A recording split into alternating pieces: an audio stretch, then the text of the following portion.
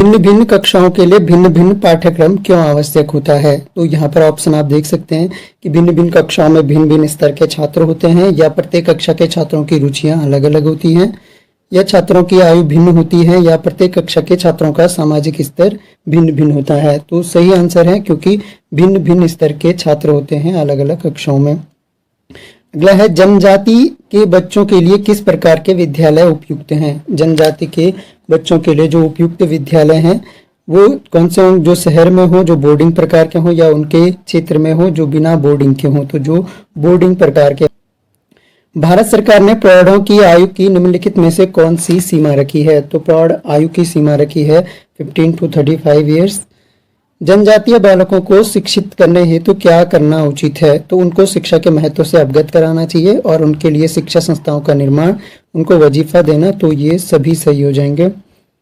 अगर देखिए, आजकल शहरों में प्राइवेट शिक्षण हेतु बहुत से केंद्र खुल गए हैं, इनसे क्या हानि संभव है? छात्र स्वाध्ययन नहीं करेंगे, ये भी सही है। छात्र विद्यालय में शिक्षण करना पसंद नहीं करते, छात्र केवल परीक्षा की दृष्टि से अध्ययन करते हैं। तो उपरोक्त सभी हो जाएगा। छात्रों में ईमानदारी तथा अन्य गुणों का विकास कैसे संभव है? तो छात्रों के में ईमानदारी और अन्य गुणों का विकास कैसे किया जा सकता है? ऑप्शन आप देख सकते हैं, कक्षा के किसी ईमानदार छात्र का उदाहरण देकर। ऑप्शन नंबर सी सही उत्तर हो जाएगा। विद्यालयों में एनएसएस के कार्यक्रम से छात्रों को क्या लाभ होता है? एनएसएस के कार्यक्रम से क्या लाभ होता है? तो एनएसएस के कार्यक्रम से उनमें समाज के प्रति अच्छी भावना विकसित होती है। ऑप्शन नंबर ए इसका सही उत्तर हो जाएगा। देखिए, विद्यालय की परामर्श कमेटी में कौन कौन से लोग सदस्य होने चाहिए? जो परामर्श कमेटी होती है विद्यालय की, उसमें कौन कौन से सदस्य होने चाहिए? केवल शिक्षक नहीं, शिक्षक, प्राचार्य, प्रबंध समिति, शिक्षक भी होने चाहिए, प्राचार्य भी, और विद्यालय के छात्र भी उसमें परामर्श कमेटी के सदस्य होने चाहिए। कक्षा में किसी समूह का निर्माण करने में आपस में मतभेद को किस प्रकार सुलझाएंगे? तो आपस में मतभेद को सुलझाने के लिए कक्षा के नेता को विद्यालय से निकाल देंगे, सभी छात्रों को निकाल देंगे, या आर्थिक दंड देंगे, बल्कि उनको समूह में बांधकर कुछ कार्य करने को देंगे। ऑप्शन नंबर डी हो जाएगा। निम्नलिखित में से कौन शिक्षा कमीशनों में सदस्य होने चाहिए? शिक्षा कमीशनों में सदस्य होने चाहिए शिक्षक, प्राचार्य तथा समाजशास्त्री। ऑप्शन नंबर सी हो जाएगा।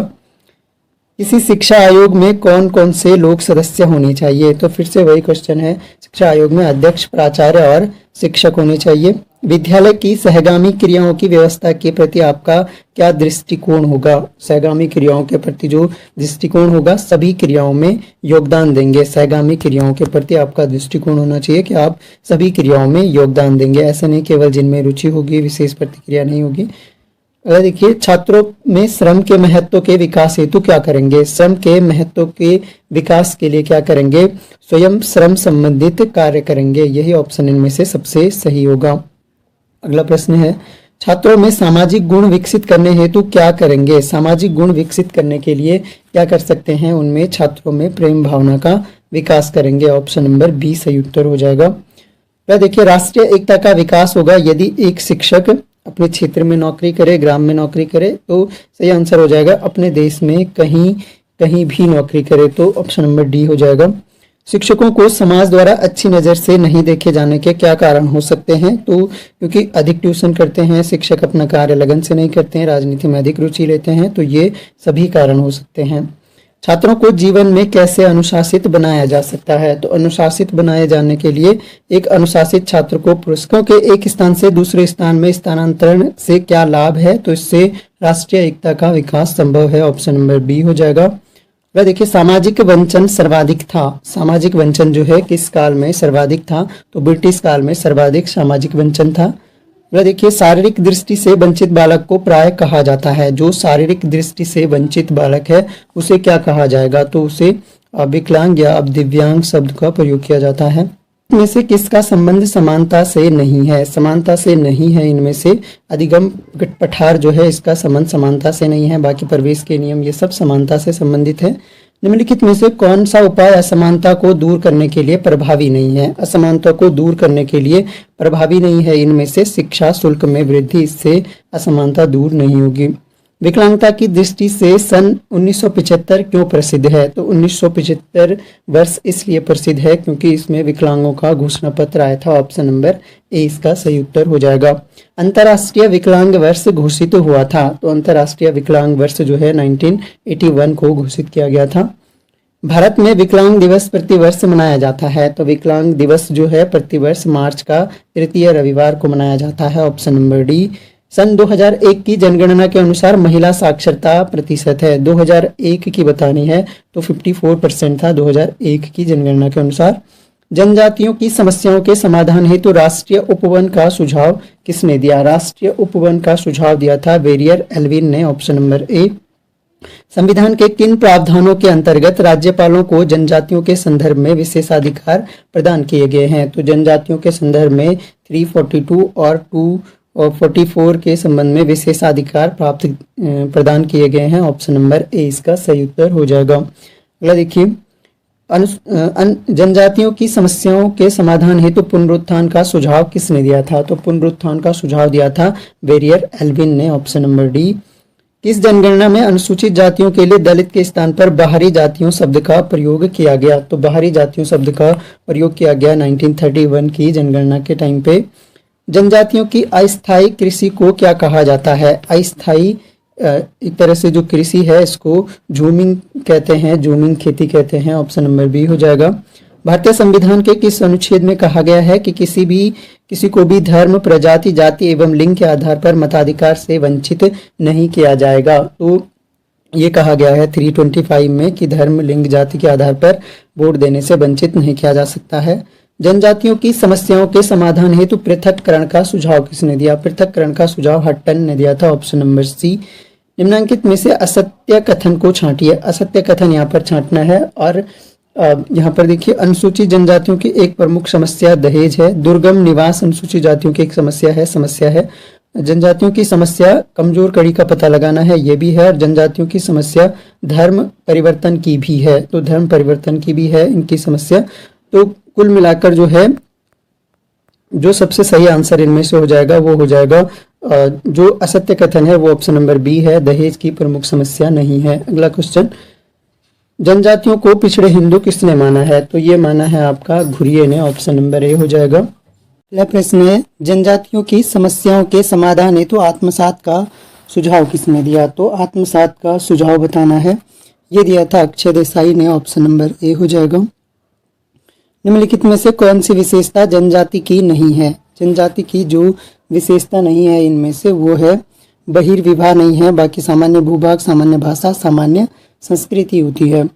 अनुसूचित जाति व जनजाति के कमिश्नर का कार्य क्या है? इनके लोगों को आर्थिक सहायता प्रदान करना, मुकदमे में कानूनी सहायता दिलाना, इसके अलावा इनके कल्याण कार्यों की समय समय पर जांच कर राष्ट्रपति को उसकी जानकारी देना। तो ये सभी हो जाएंगे। देखिए, मुकदमे में कानूनी सहायता दिलाना इसका काम नहीं है, आर्थिक सहायता प्रदान करना भी नहीं है। इनके कल्याण कार्यों की समय समय पर जांच कर राष्ट्रपति को उसकी जानकारी देना। Option number C. आरक्षण कानून किस सन में बना? तो सिविल राइट्स जो प्रोटेक्शन एक्ट है वो ये एक्ट आपका बना था 1976 में, 1976 में। अगला क्वेश्चन, वर्तमान में अनुसूचित जातियों और जनजातियों के लिए आरक्षण की व्यवस्था कब तक की गई है? तो आरक्षण की व्यवस्था की गई है 25 जनवरी 2010 तक की गई थी, लेकिन अभी जो है 2027 तक आई थिंक, अगर करेक्ट है तो करेक्ट, अगर आपको पता है तो आप कमेंट बॉक्स में बताइए इसका। ये पुराना क्वेश्चन है, किस एग्जाम में आ रखा है।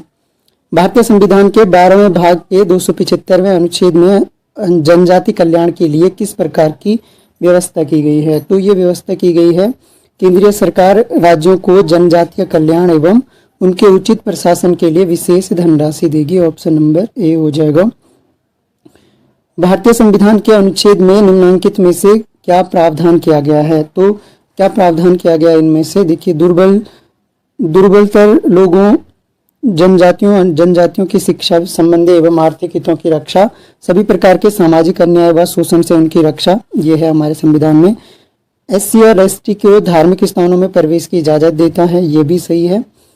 विधानसभा, लोकसभा एवं ग्राम पंचायत में अनुसूचित जातियों एवं जनजातियों के प्रतिनिधित्व की भी व्यवस्था है। तो उपयुक्त सभी हमारा सही आंसर। अंतर्गत SC ST के कल्याण एसटी का है केवल, अनुसूचित जनजातियों के कल्याण हेतु राज्य के सलाहकार परिषदों एवं पृथक विभागों की स्थापना का प्रावधान किया गया है। तो ये प्रावधान किया गया है आपका 146 एंड 338 आर्टिकल में।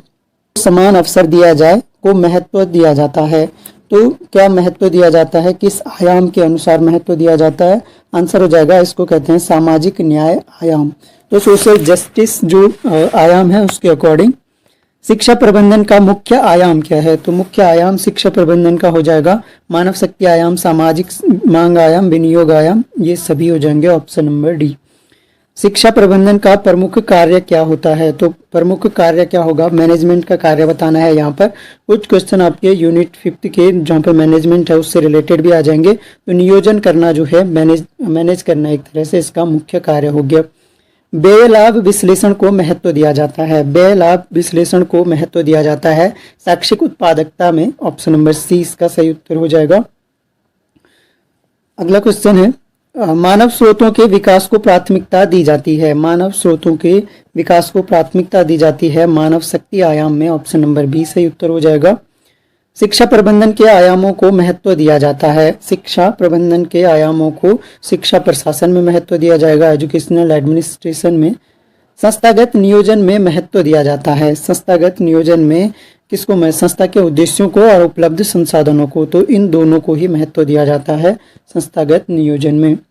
प्राचार्य की भूमिका होती है। तो प्राचार्य एक निर्देशक के रूप में कार्य करता है, परीक्षा अधीक्षक भी और एक प्रशासक भी। ऑप्शन नंबर डी इसका सही उत्तर हो जाएगा।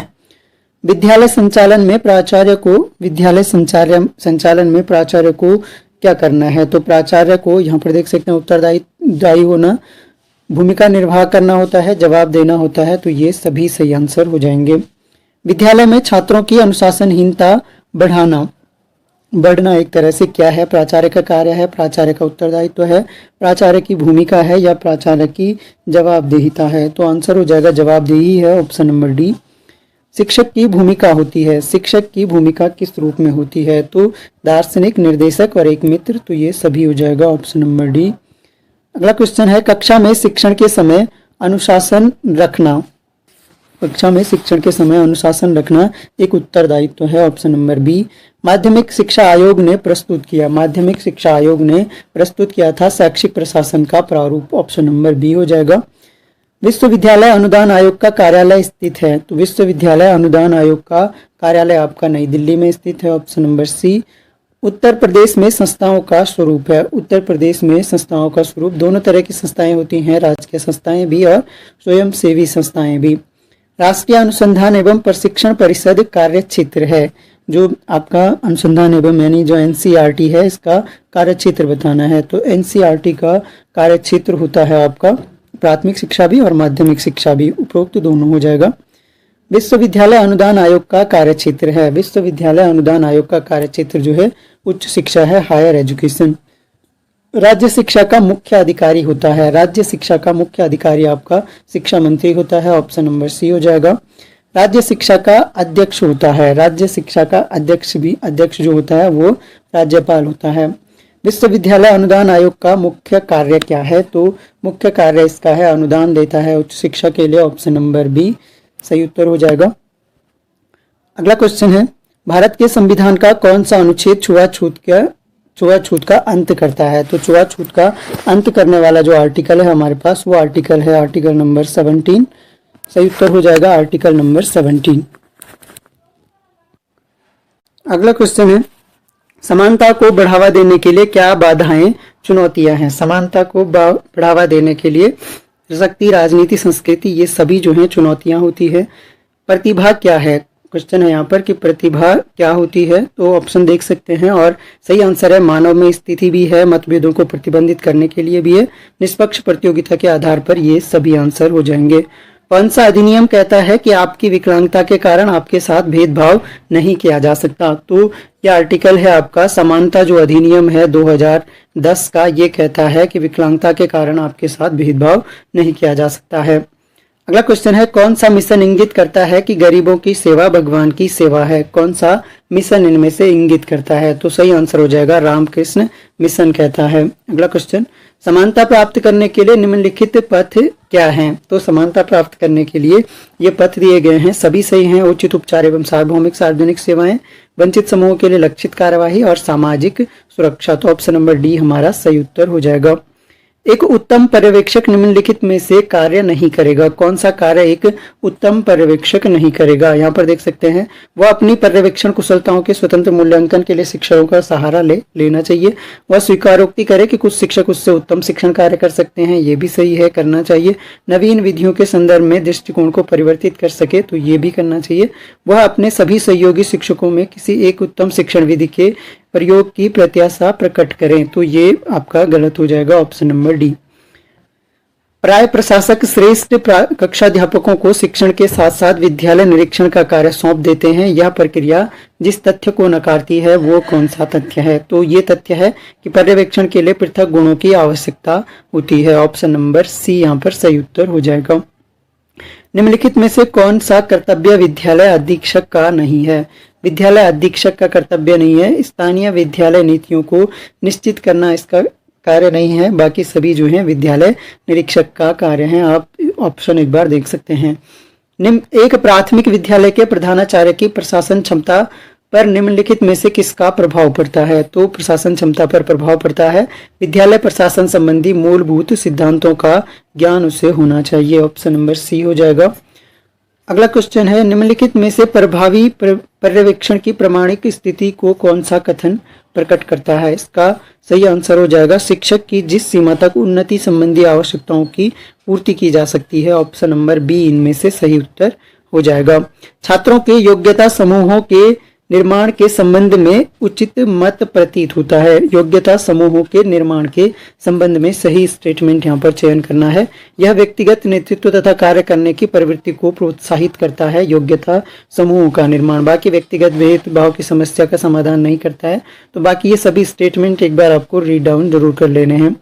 विद्यालय संगठन की उत्कृष्ट पहचान का चिन्ह है। विद्यालय संगठन की उत्कृष्ट पहचान का चिन्ह इनमें से हो जाएगा आपका शिक्षण हेतु शिक्षकों की तैयारी जो है उत्कृष्ट पहचान का चिन्ह होता है।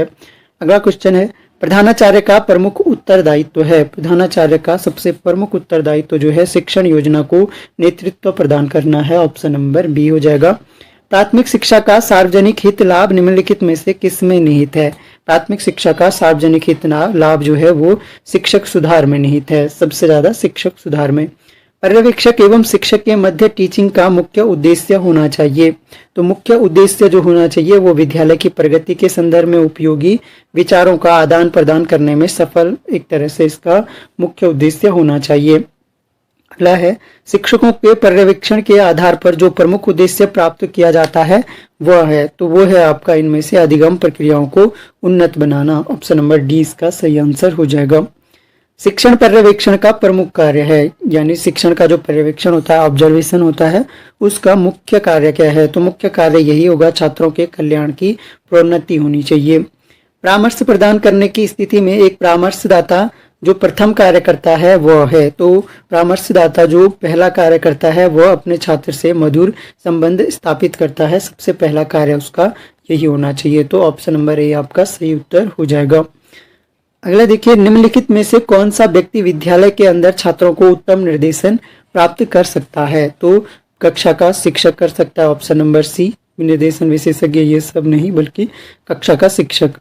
कक्षा के अध्यापक द्वारा निर्देशन संबंधी जो प्रमुख कार्य किया जाता है वह कार्य है, तो कक्षा के एक तरह से अध्यापक द्वारा निर्देशन संबंधी जो प्रमुख कार्य किया जा सकता है, एक न्यायविद की तरह जो व्यक्तियों के साथ उचित व्यवहार करना सीखता है, नैतिकवादी की तरह जिसे निर्देशन का आधार पूर्ण नैतिक एवं सामाजिक बनाता है, एक दर्पण की तरह, बल्कि सबसे सही हो जाएगा आपका एक सहायक की तरह जिससे वर्तमान समय की कठिनाइयों में छात्र एक सहारा ढूंढता है। ऑप्शन नंबर डी हो जाएगा। अगला क्वेश्चन है, निम्नलिखित में से परामर्श प्रदान करने की सर्वाधिक आपत्तिजनक प्रक्रिया कौन सी है, विशेष रूप से जब वह किशोर वय के बालकों के साथ कार्य करता है। तो सबसे आपत्तिजनक जो प्रक्रिया होगी वो कौन सी होगी?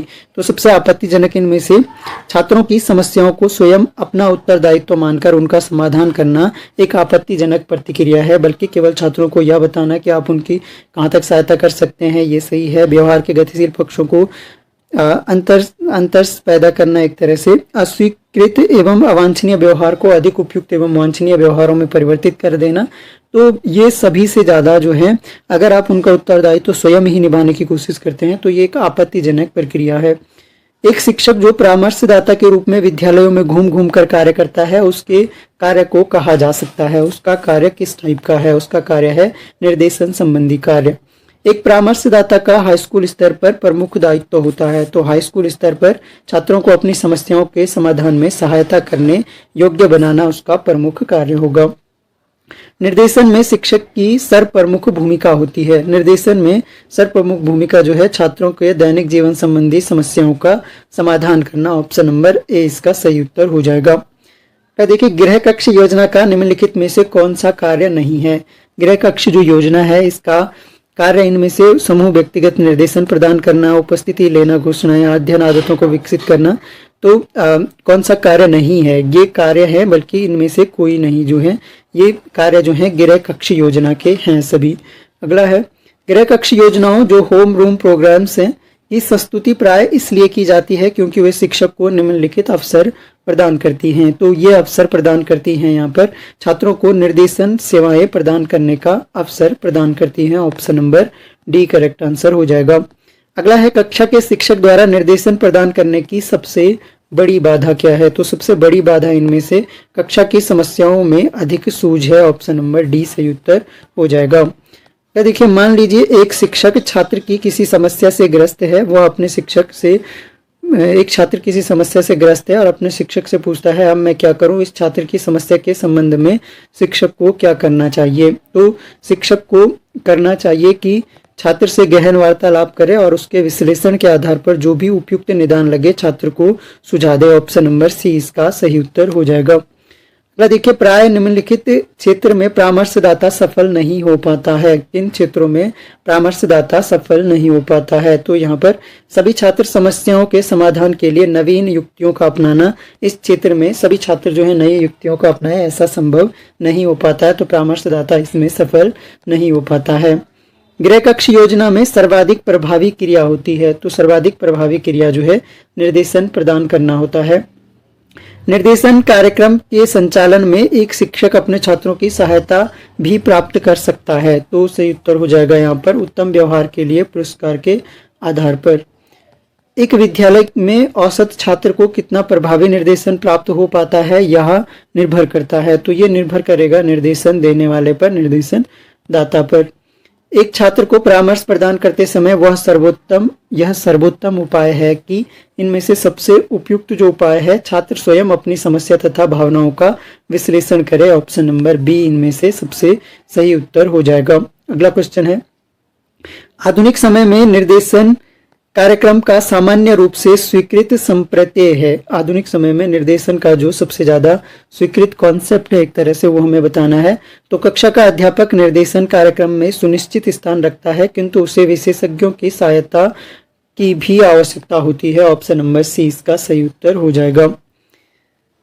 निर्देशन कार्यक्रम युवक छात्रों पर अपेक्षाकृत अधिक जोर देता है। इसका कारण यह है कि निर्देशन कार्यक्रम जो है युवक छात्रों पर ज्यादा जोर देता है। इसका कारण बताना है। तो इसका कारण है यह छात्र स्वयं मदद करने में सहायता करता है, छात्र की स्वयं मदद करने में सहायता करता है। Option number D. निर्देशन का प्रमुख उद्देश्य है। तो निर्देशन का मुख्य उद्देश्य यहाँ पर बताना है। सही आंसर हो जाएगा छात्रों में स्वनिर्देशन की शक्तियों का विकास करना। Option number B. निम्नलिखित में से किस कक्षा में सर्वाधिक समायोजन संबंधी समस्याओं के घटित होने की संभावना पाई जाती है? तो इनमें से सही उत्तर हो जाएगा आपका जूनियर हाई स्कूल में। ऑप्शन नंबर सी।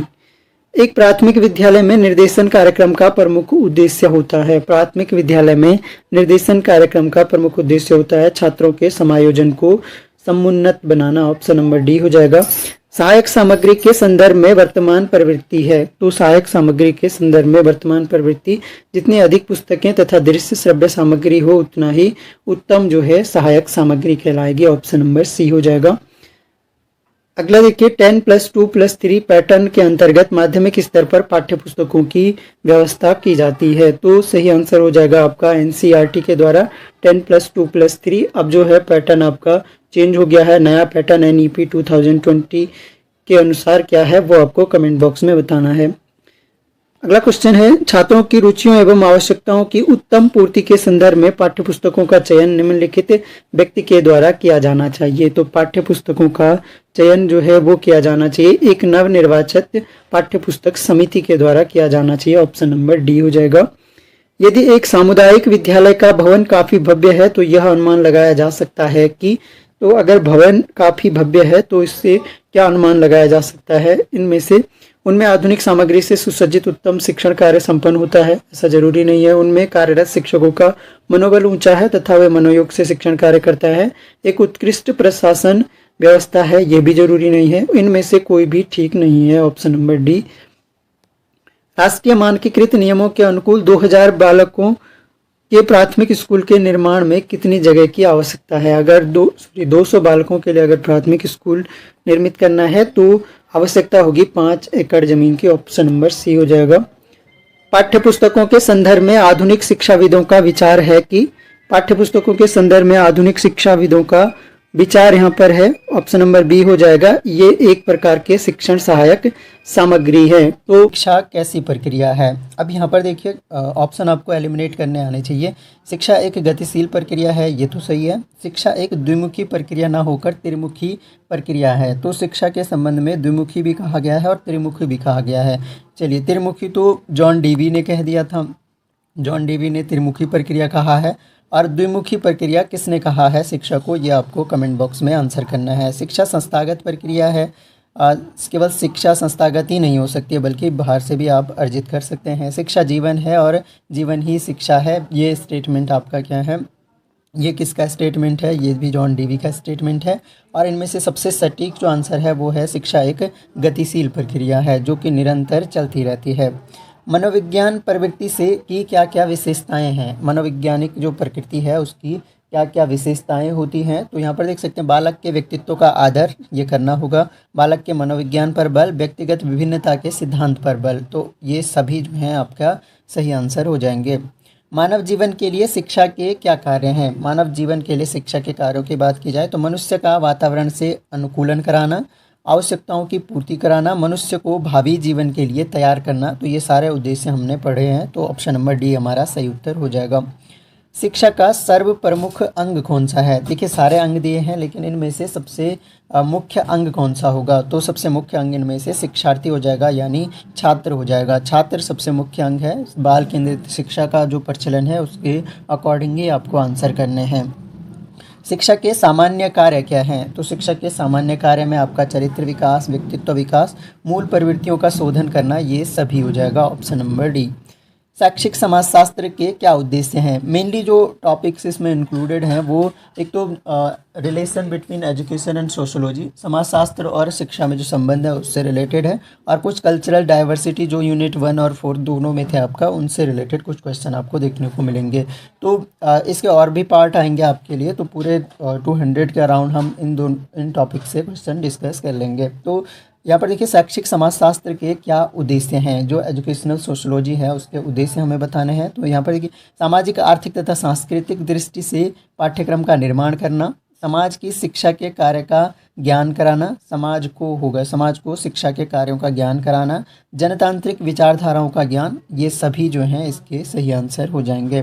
अगर देखिए शिक्षा का समाजशास्त्र किससे संबंधित है, जो एजुकेशनल सोशोलॉजी है वो किससे संबंधित है, तो यहाँ पर देखिए समाजशास्त्र से, शिक्षा शास्त्र, अर्थशास्त्र से, ये किससे है, शिक्षा शास्त्र और समाजशास्त्र दोनों से संबंधित है, ऑप्शन नंबर डी हो जाएगा। अनुशासन के दार्शनिक सिद्धांत कौन कौन से हैं, डिसिप्लिन के जो फिलोसफिकल थ्योरीज हैं वो कौन कौन से हैं, तो इनमें से देखिए न्याय का सिद्धांत भी है, बदला लेने का सिद्धांत भी है, सुधारात्मक भी है, तो उपरोक्त सभी हो जाएंगे। ये दार्शनिक सिद्धांत हैं अनुशासन के, तो ये आपको ध्यान रखना है यहाँ से।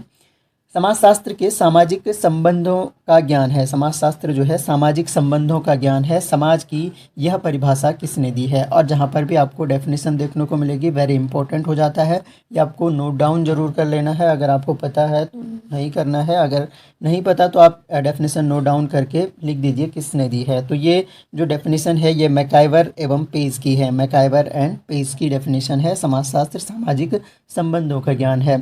पाठ्यक्रम निर्माण में कौन कौन से सिद्धांत हैं? तो पाठ्यक्रम निर्माण की जब बात की जाए, पाठ्यक्रम वाला टॉपिक हमारा अभी हुआ नहीं है लेकिन जल्दी ही होने वाला है। तो इसमें आपका जीवन से संबंधित होने का सिद्धांत, पाठ्यक्रम जो है हमारे जीवन से संबंधित होना चाहिए, जीवन की गतिविधियों से।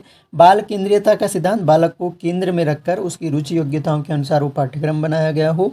अनुभव की पूर्णतया का सिद्धांत, जिसमें बालक स्वयं से अनुभव प्राप्त कर सके, इस तरह से पाठ्यक्रम का निर्माण किया जाना चाहिए। उपरोक्त सभी हो जाएगा। इसके अनुसार यदि व्यक्ति को समाज का एक रचनात्मक सदस्य बनना है तो उसे केवल अपना ही विकास नहीं करना चाहिए वरन समाज के विकास में भी योगदान देना चाहिए। तो ये किसने कहा है कि अगर व्यक्ति को समाज का रचनात्मक सदस्य बनना है? तो ये कहा है आपका हुमायूं कबीर का ये स्टेटमेंट है। ऑप्शन नंबर 20 का सही आंसर हो जाएगा। अगला देखिए, शिक्षा के सामाजिक कार्य हैं। सामाजिक कार्यों की अगर बात की जाए तो शिक्षा के सामाजिक कार्य परंपराओं का समायोजन करवाना, नए सामाजिक ढांचे का विकास करना, सृजनात्मक व रचनात्मक कार्य करना, क्रिएटिव वर्क जिसे कहते हैं, ये सभी शिक्षा के सामाजिक कार्य हैं। निम्न में से शिक्षा के जीविकोपार्जन के उद्देश्य को किन नामों से पुकारते हैं? तो जीविकोपार्जन के उद्देश्य को दाल रोटी का उद्देश्य, व्हाइट कॉलर के उद्देश्य, ब्लू जैकेट का उद्देश्य, वेरी इंपॉर्टेंट है ये, ध्यान रखना है आपको। ब्लू जैकेट का उद्देश्य भी इसी को बोलते हैं, व्हाइट कॉलर, दाल रोटी का उद्देश्य। उपरोक्त सभी सही आंसर हो जाएगा। आत्माभिव्यक्ति एवं आत्म प्रकाशन के दो रूप हैं। जब हम आत्माभिव्यक्ति सेल्फ एक्सप्रेशन करते हैं तो उसके दो रूप कौन कौन से हैं? तो उसके दो रूप जो हो जाएंगे, आत्माभिव्यक्ति सामाजिक, धार्मिक, वैयक्तिक या उपरोक्त सभी। तो आत्म प्रकाशन के जो दो रूप होंगे, तो आत्म प्रकाशन जो है हम सामाजिक भी कर सकते हैं, धार्मिक भी कर सकते हैं, वैयक्तिक भी कर सकते हैं। तो ये सभी हो जाएंगे आंसर। सामाजिक, धार्मिक और वैयक्तिक तीनों रूप हैं इसके। सामाजिक उद्देश्य के अतिवादी रूप में दर्शन किए जा सकते हैं। सामाजिक उद्देश्य के अतिवादी रूप में दर्शन कहाँ किए जा सकते हैं? कि सामाजिक उद्देश्य जो है अतिवादी रूप से प्राप्त करने की कोशिशें की जाती हैं। तो ये किए जा सकते हैं जर्मन और इटली में, जर्मनी और इटली में। अगला देखिए, समाहारक प्रवृत्ति का प्रभाव शिक्षा की कौन कौन सी विवादग्रस्त समस्याओं पर पड़ा? समाहारक जो प्रवृत्ति है उसका प्रभाव शिक्षा की कौन कौन सी विवादग्रस्त समस्याओं पर पड़ा है? तो शिक्षा में रुचि तथा प्रयत्न की समस्या पर भी, शिक्षा के वैयक्तिक और सामाजिक उद्देश्यों पर, शिक्षा में अनुशासन और स्वतंत्रता की समस्या पर। आंसर हो जाएगा सभी पर ही समाहारक प्रवृत्ति का प्रभाव शिक्षा पर पड़ा है। पेस्टोलॉजी के अनुसार शिक्षा सिद्धांत कौन कौन से हैं? पेस्टोलॉजी के अकॉर्डिंग ये सिद्धांत हैं। शक्तियों का आंतरिक विकास का सिद्धांत, जन्मजात शक्तियों का विकास, शिक्षा को क्रमित होना चाहिए। तो ये सारे जो हैं पेस्टोलॉजी से संबंधित शिक्षा के सिद्धांत हैं। अगला क्वेश्चन देखिए, राष्ट्रीय जीवन में शिक्षा के क्या कार्य हैं? अगर राष्ट्रीय जीवन में शिक्षा के कार्य, तो ये तो आसान क्वेश्चन है आपके लिए। राष्ट्रीय एकता का विकास करना भी है, राष्ट्रीय अनुशासन की वृद्धि करना है, नेतृत्व के लिए प्रशिक्षण देना है। उपरोक्त सभी हमारा सही आंसर हो जाएगा। Option number D. अगला क्वेश्चन देखिए, शिक्षा क्या है? शिक्षा क्या है? तो यहाँ पर देखिए, ये अगेन इंपॉर्टेंट क्वेश्चन है, ऐसे क्वेश्चन गलत कर सकते हैं। शिक्षा एक पुस्तक है? सिर्फ पुस्तक नहीं है शिक्षा। शिक्षा वह है जो केवल शिक्षकों से मिलती है। शिक्षा ज्ञान तथा अनुभव है। ऑप्शन नंबर सी सही उत्तर हो जाएगा। शिक्षा एक वस्तु है, ये भी आप एलिमिनेट कर सकते हैं। सामाजिकता प्रवृत्ति के विकास के कौन कौन से कारण है? सामाजिकता प्रवृत्ति का जो विकास है उसके क्या क्या कारण हो सकते हैं? तो उसके कारण मनोवैज्ञानिक और वैज्ञानिक प्रवृत्तियां हो सकती हैं, सामाजिक उद्देश्य हो सकते हैं, सामाजिकरण भी हो सकता है। तो आंसर हो जाएगा उपरोक्त सभी। अगला देखिए, अनुशासनहीनता के कौन कौन से कारण हैं? अनुशासनहीनता की अगर बात की जाए तो शिक्षकों के नेतृत्व का अभाव, नैतिक शिक्षा का अभाव, शिक्षकों की कार्यकुशलता का अभाव, ये तीनों ही फैक्टर जो हैं अनुशासनहीनता के कारण बनते हैं। ऑप्शन नंबर डी हो जाएगा। अगला देखिए, शैक्षिक समाजशास्त्र किससे संबंधित हैं? तो शैक्षिक समाजशास्त्र की अगर बात की जाए तो ये उक्त दोनों से, समाजशास्त्र और शिक्षा से संबंधित है। सामाजिक दृष्टिकोण से शिक्षा के कौन कौन से कार्य हैं? अगर सामाजिक दृष्टिकोण से बात की जाए तो शिक्षा के कार्यों को बताना है यहाँ पर। तो सामाजिक नियंत्रण करना, व्यक्ति को सामाजिक क्रियाओं में भाग लेने के लिए तैयार करना, सामाजिक परंपरा की सुरक्षा तथा हस्तांतरण करना, ये सभी हो जाएंगे सामाजिक दृष्टिकोण से शिक्षा के कार्य। समाज की कौन कौन सी बातों का शिक्षा पर प्रभाव पड़ता है? समाज की जो है सामाजिक परिवर्तन का, समाज की प्रकृति और आदर्श का, सामाजिक दृष्टिकोण का, तो इन सभी बातों का प्रभाव पड़ता है शिक्षा पर। सामाजिक दृष्टिकोण से शिक्षा के क्या उद्देश्य हैं? सामाजिक दृष्टिकोण से बालकों को व्यावसायिक शिक्षा देना, जनतांत्रिक भावनाओं, सामाजिक गुणों का विकास करना, अवकाश का सदुपयोग करना। तो सामाजिक दृष्टिकोण से अगर बात की जाए तो ये सभी आंसर सही हैं, ऑप्शन नंबर डी हो जाएगा। भारत जैसे बहुधर्मी देश, अगेन स्टेटमेंट है और वेरी इंपॉर्टेंट है, ये आपको ध्यान रखनी है। ये जब आपका यूनिट 5 शुरू होगी तो उसके लिए भी इंपॉर्टेंट क्वेश्चन है, किसी आयोग या समिति से रिलेटेड क्वेश्चन है। 4th यूनिट का भी है और यूनिट 1 का भी है, क्योंकि जहाँ पर कल्चरल डाइवर्सिटी वगैरह आएगा तो वहाँ ऐसे क्वेश्चन बन सकते हैं। देखिए यहाँ पर कि भारत जैसे बहुधर्मी देश में इस बात की नितांत आवश्यकता है कि यहाँ सभी धर्मों का सहिष्णुता के साथ अध्ययन बनाया जाए। यह सिफारिश किसकी है? तो ये जो सिफारिश है ये करी थी कोठारी आयोग ने, ऑप्शन नंबर ए सही उत्तर हो जाएगा। डेट आपको ध्यान है 19। अच्छा क्वेश्चन है आपके लिए कि कब जो है कोठारी आयोग कब आया था, कब उसने अपनी रिकमेंडेशंस दी थी। अगला क्वेश्चन है, हम पढ़ेंगे सारे आयोगों को और यूनिट 5 हम जल्दी शुरू करेंगे, यूनिट 4 हमारी कंप्लीट होने वाली है। अगला क्वेश्चन देखिए, आपके विचार में 1958 की श्री प्रकाश समिति द्वारा धार्मिक शिक्षा के संबंध में निम्नलिखित सिफारिशों में से सबसे महत्वपूर्ण सिफारिश कौन सी है? तो सबसे महत्वपूर्ण सिफारिश, क्योंकि धार्मिक सिफारिशों से ये रिलेटेड है, 1958 में प्रकाश समिति ने सिफारिशें दी थी, ये आप पहले ध्यान रखिए। और इसके अलावा जो सबसे महत्वपूर्ण है इसमें से शिक्षा संस्थाओं में नैतिक और आध्यात्मिक मूल्यों का विकास आवश्यक है, तो सबसे महत्वपूर्ण यही है। बाकी प्राथमिक स्तर से विद्यालय स्तर तक धार्मिक नैतिक शिक्षा की पाठ्यपुस्तकें तैयार कराई जानी चाहिए। प्रत्येक विद्यालय में घर में धार्मिक और नैतिक साहित्य उपलब्ध हो। धार्मिक नैतिक शिक्षा में रूढ़िवादिता को प्रोत्साहन नहीं दिया जाना चाहिए। तो सबसे इम्पोर्टेंट यही है कि नैतिक और आध्यात्मिक मूल्यों का विकास शिक्षा संस्थाओं में किया जाना चाहिए। अगला देखिए, निम्नलिखित में से किसने धार्मिक शिक्षा का समर्थन किया था? तो धार्मिक शिक्षा का समर्थन इनमें से राधा कृष्णन आयोग ने किया था, 1948 में जो आता है राधा कृष्णन आयोग, 1948 में इन्होंने धार्मिक शिक्षा का समर्थन किया था। अस्तु विद्यालय को संपूर्ण बालक से सरोकार रखना चाहिए और कोई भी बालक धर्म के प्रशिक्षण के बिना संपूर्ण नहीं बन सकता है। ये शब्द किसके हैं? तो ये शब्द आपके पीटी मेयर के हैं, ऑप्शन नंबर ए इसका करेक्ट आंसर हो जाएगा। धर्म शिक्षा का अंतिम आधार है, धर्म शिक्षा का अंतिम आधार है। ये स्टेटमेंट जो है ये स्वामी विवेकानंद की फेमस स्टेटमेंट है कि धर्म शिक्षा का अंतिम आधार है। अगला क्वेश्चन देखिए, संस्कृति के विकास की 3 अवस्थाएं हैं। संस्कृति के विकास की 3 अवस्थाएं हैं और ये क्वेश्चन है कि ये किसने बताई हैं? देखिए यहाँ पर बर्बर अवस्था, सभ्य अवस्था, अरण्य अवस्था। अरण्य अवस्था है, बर्बर अवस्था है और सभ्य अवस्था है। सभ्य अवस्था सबसे उत्कृष्ट अवस्था है। इन 3 अवस्थाओं का उल्लेख किस विद्वान ने किया? अरण्य मतलब एक तरह से जंगली जब इंसान रहता था उस टाइप की, तो ये वर्णन जो है ये मॉर्गन ने किया है, ऑप्शन नंबर ए हमारा सही आंसर हो जाएगा।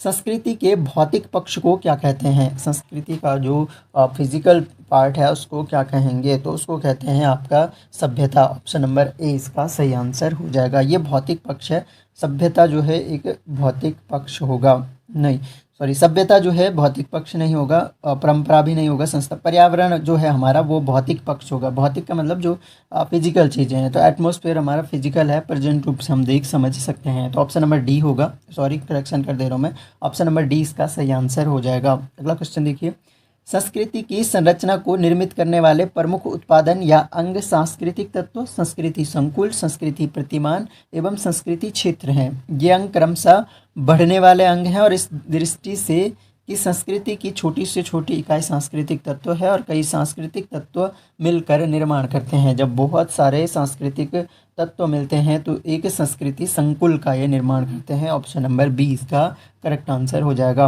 अगला देखिए, निम्नलिखित में से सही कथन छांटिए। तो सही कथन इनमें से छांटना है हमने। तो यहाँ पर देखिए, सभ्यता साध्य है जबकि संस्कृति साधन है। सभ्यता आंतरिक है जबकि संस्कृति बाह्य है। सभ्यता में परिवर्तन व सुधार संस्कृति की अपेक्षा सरल है। सभ्यता अमूर्त है जबकि संस्कृति मूर्त है। तो इसमें जो सही आंसर हो जाएगा वो सभ्यता में परिवर्तन और सुधार संस्कृति, अगर शिक्षित हो रहा है तो सभ्यता में परिवर्तन और सुधार संस्कृति की अपेक्षा सरल होता है, क्योंकि संस्कृति हमारी काफ़ी ट्रेडिशनल अप्रोच पे चलती है और उसको चेंज करना इतना आसान नहीं होता है, जबकि सभ्यता सभ्य रूप में एक शिक्षित व्यक्ति या शिक्षित समाज जल्दी ही सभ्यता में परिवर्तन कर सकता है।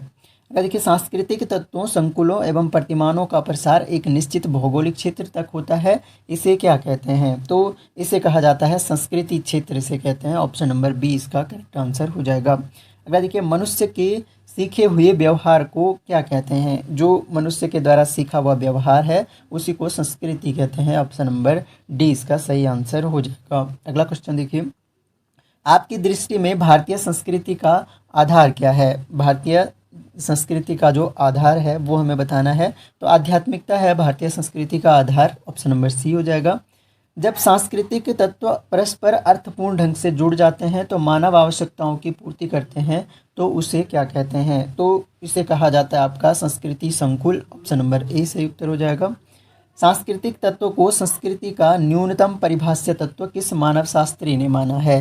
संस्कृति का न्यूनतम परिभाष्य तत्व सांस्कृतिक तत्व को माना है क्रोबर ने। ऑप्शन नंबर 20 का सही उत्तर है।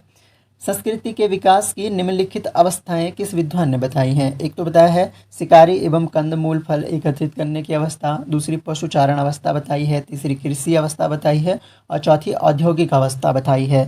तो ये चार जो अवस्थाएं हैं ये आपका हर्बर्ट स्पेंसर के द्वारा बताई गई हैं। ऑप्शन नंबर सी इसका करेक्ट आंसर हो जाएगा। अगला देखिए, संस्कृति का उद्देश्य क्या है? संस्कृति का उद्देश्य हमें बताना है। तो यहाँ पर देखिए, समाज को जातियों के रूप में विभाजित करना ये संस्कृति का उद्देश्य नहीं है। समूह के बीच भेदभाव बनाना ये भी नहीं है। राष्ट्रों के बीच अंतर, तो ये सारे नेगेटिव पॉइंट है, सारे एलिमिनेट हो गया। सही आंसर डी हो जाएगा। व्यक्ति को तुलनात्मक दृष्टि से अच्छा जीवन जीने के लिए अनुशासन व्यक्त करना, अनुशासन युक्त करना, ये युक्त।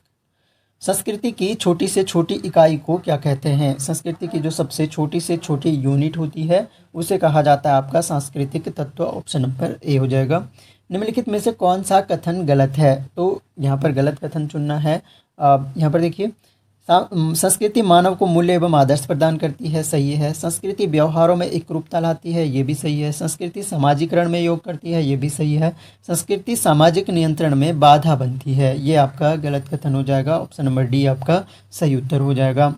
संस्कृति के विकास की निम्नलिखित 6 अवस्थाओं का उल्लेख किस विद्वान ने किया है? आदि पाषाण युग, पुरापाषाण युग, नव पाषाण युग, ताम्र युग, कांस्य युग और लौह युग। ये जो वर्गीकरण दिया है ये दिया है आपका SC दुबे के द्वारा। ऑप्शन नंबर ए हो जाएगा।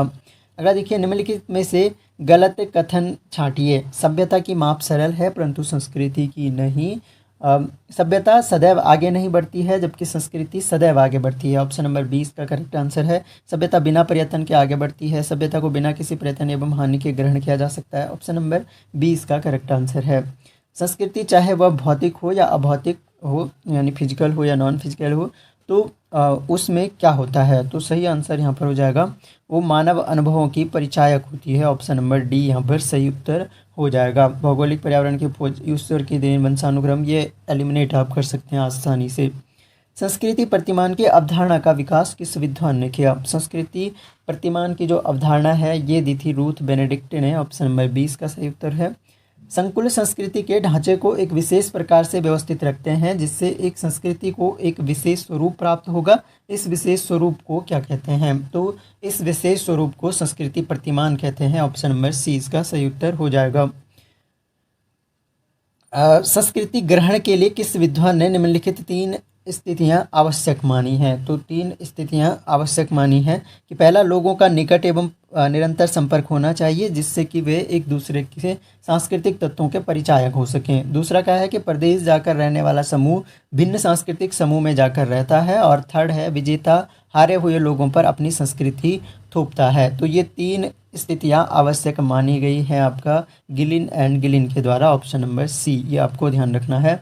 मानव और पशु में क्या अंतर है? इस संबंध में गलत कथन छांटिए। तो मानव और पशु में क्या अंतर है? ये तो व्यवहारिक क्वेश्चन हो गया आपके लिए।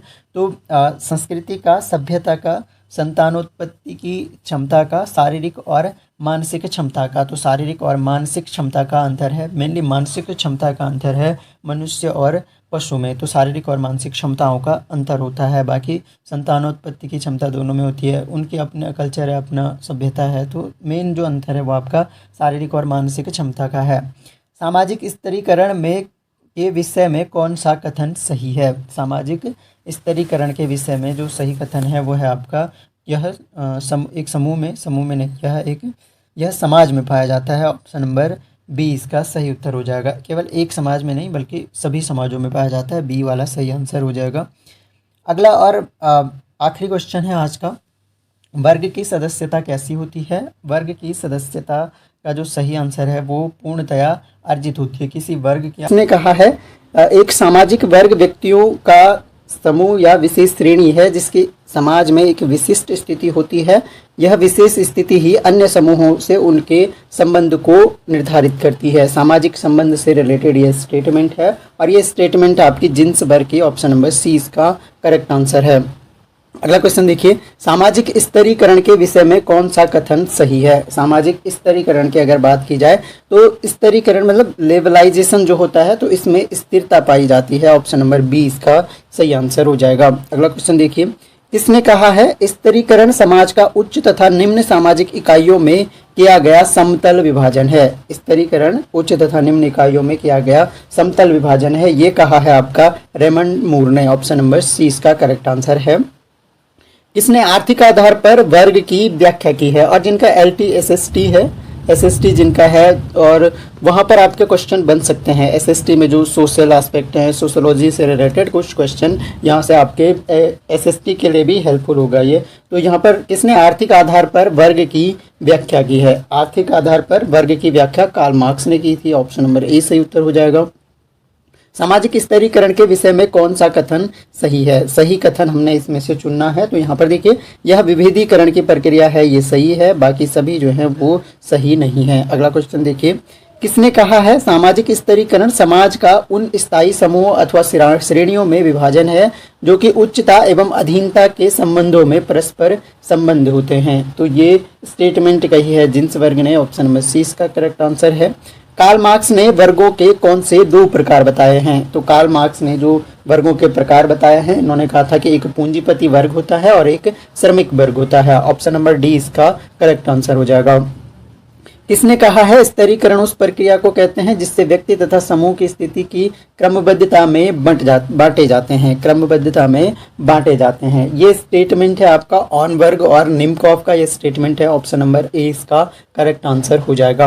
अगला क्वेश्चन देखिए, कास्ट शब्द कैस्टा से बना है, यह शब्द किस भाषा से लिया गया है? जो कास्ट है आपका जाति जो शब्द है, और जाति संबंधी एजुकेशन में जाति संबंधी जो एजुकेशन है उन पर भी हमारे पास टॉपिक है, तो ये क्वेश्चन आपके लिए इम्पोर्टेंट हो सकता है। तो इसका सही आंसर है ये पुर्तगीज है, पुर्तगाली ये शब्द है कैस्टा, ये ध्यान रखना आपको।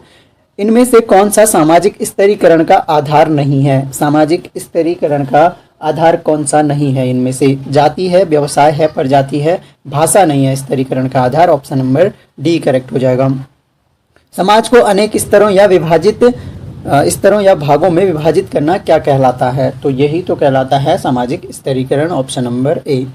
सामान्यतः सामाजिक स्तरीकरण के किन 2 प्रकारों का उल्लेख मिलता है? तो सामान्यतः सामाजिक स्तरीकरण के जातिगत और वर्गगत स्तरीकरण का उल्लेख मिलता है। ऑप्शन नंबर बी इसका करेक्ट आंसर हो जाएगा। किसने कहा है वह प्रक्रिया जिसके द्वारा व्यक्तियों और समूह में थोड़े बहुत स्थायी संस्तरण में प्रस्तुत किया जाता है स्तरीकरण के रूप में जाना जाता है? तो ये कहा है आपका ऑकबर्न व निम्कोफ ने। Option number A correct answer हो जाएगा। किसने सामाजिक स्तरीकरण को प्रकार्यात्मक रूप से अनिवार्य माना है? प्रकार्यात्मक रूप से अनिवार्य मानने वाले थे डेविस एवं Moore. Option number C correct answer हो जाएगा।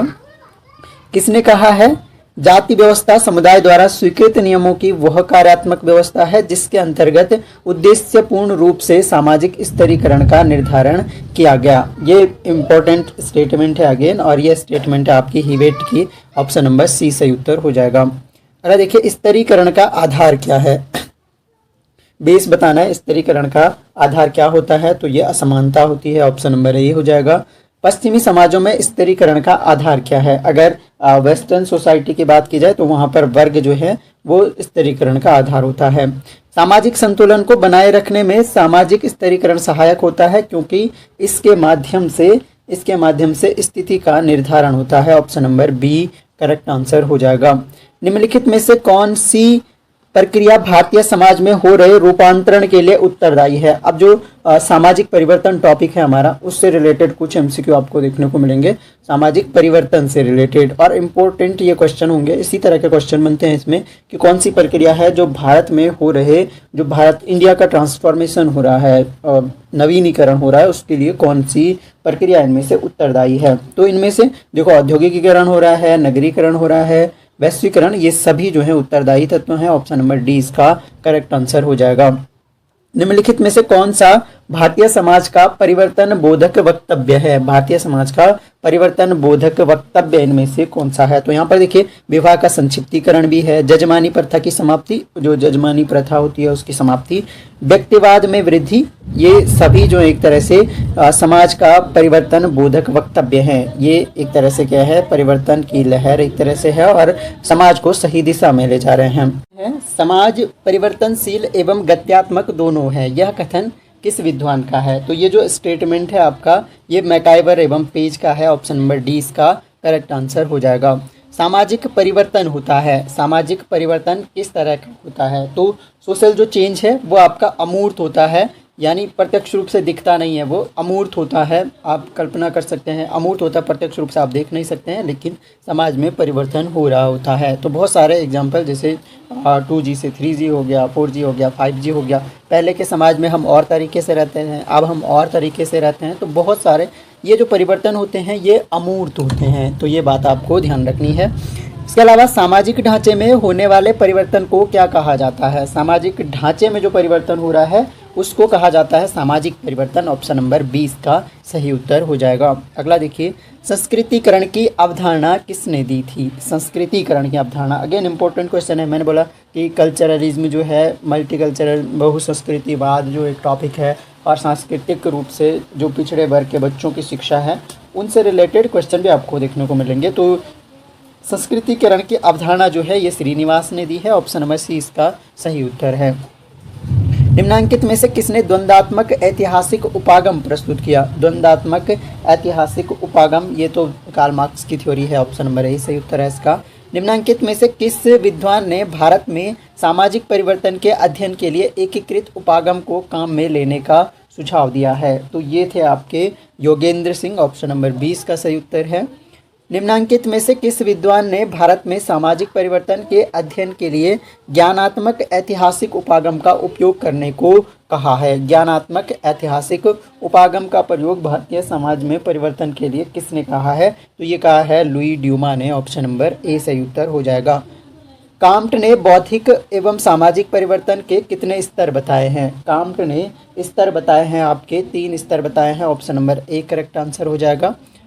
अगला क्वेश्चन है, प्रिंसिपल ऑफ सोशियोलॉजी नामक पुस्तक के लेखक कौन है? प्रिंसिपल ऑफ सोशियोलॉजी जो बुक है ये स्पेंसर की है। ऑप्शन नंबर 20 का सही उत्तर हो जाएगा।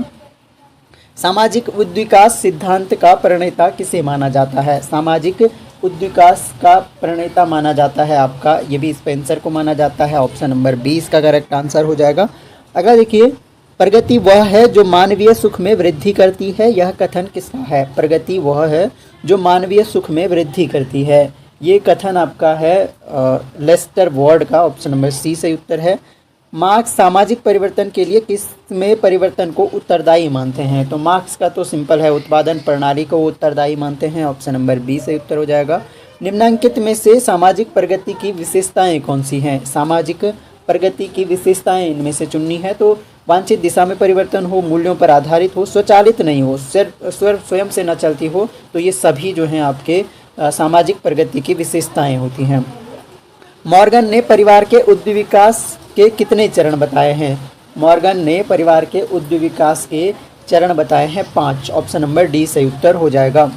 अगला देखिए, जब परिवर्तन में निरंतरता ही नहीं होती वरन परिवर्तन की एक दिशा भी होती है, तो ऐसे परिवर्तन से हमारा तात्पर्य उद्विकास से होता है। यह परिभाषा किसने दी है? तो ये परिभाषा दी है आपके मैकाइवर ने। ऑप्शन नंबर बी से उत्तर हो जाएगा।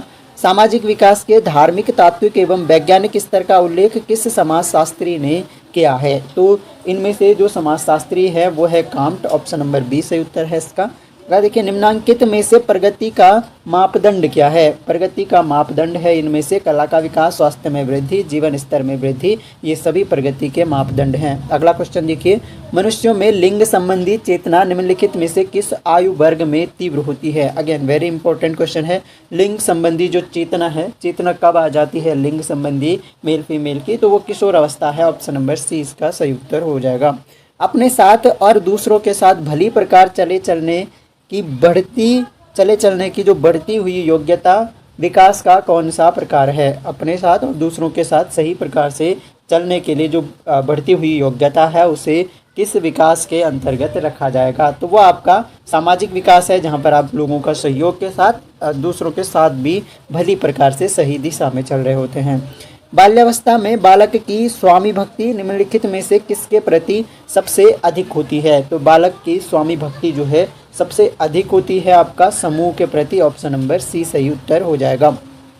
अगला देखिए, सामाजिक विकास में सबसे महत्वपूर्ण कारक निम्नलिखित में से कौन सा है? सामाजिक विकास का जो महत्वपूर्ण कारक है वो है सामाजिक सोशल रिस्पॉन्सिबिलिटी को समझना जो है हमारा सबसे महत्वपूर्ण कारक है सामाजिक विकास में। हर व्यक्ति की एक सोशल रिस्पॉन्सिबिलिटी है, सामाजिक उत्तरदायित्व है, उसे उसका निर्वाह करना चाहिए। इसके अलावा अगला क्वेश्चन देखिए, सिगमंड फ्रॉइड के अनुसार पुत्र में माता के प्रति निम्नलिखित में से कौन सी मानसिक ग्रंथि होती है? तो ये यूनिट 2 से रिलेटेड एक क्वेश्चन यहाँ पर आ गया कि कौन सी ग्रंथि होती है सिगमंड फ्रॉइड के अकॉर्डिंग जो माता के प्रति एक तरह से पुत्र में माता के प्रति आकर्षण को प्रभावित करती है? तो वो ग्रंथि उसको एडिपस मानसिक ग्रंथि कहते हैं, एडिपस ग्लैंड उसे कहा जाता है, ऑप्शन नंबर ए उसका सही उत्तर हो जाएगा।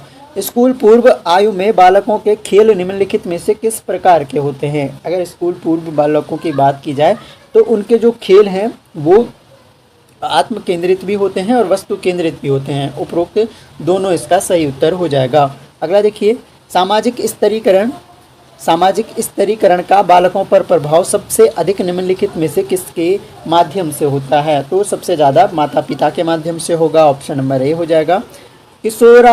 किशोरापराधी प्रवृत्ति निम्नलिखित में से किस अवस्था में होने की सबसे अधिक संभावना होती है? तो किशोरापराधी है तो किशोर अवस्था में होने की ज़्यादा संभावनाएं रहती है।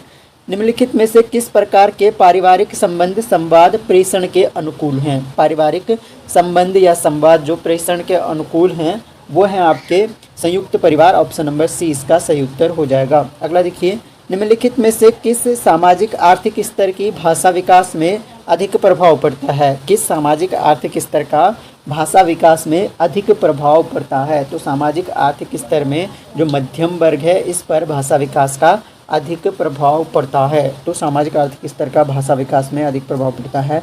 मध्यम वर्ग, उच्च वर्ग, देखिए सामाजिक आर्थिक स्तर का सभी वर्गों में प्रभाव पड़ेगा, option number D correct answer होना चाहिए। आप भी अपना आंसर रख सकते हैं कि आपके हिसाब से भी डी सही है या फिर आपको कुछ अलग लगता है तो वो आप कमेंट बॉक्स में ज़रूर टाइप करें, मैं उसका सोल्यूशन आपको ज़रूर दूंगा। फिर बालक का समाजीकरण करने वाले तत्व कौन से हैं? सोशलाइजेशन करने वाले तत्व स्कूल भी है, पड़ोस भी है और परिवार भी है। तो सही उत्तर हमारा हो जाएगा ऑप्शन नंबर डी।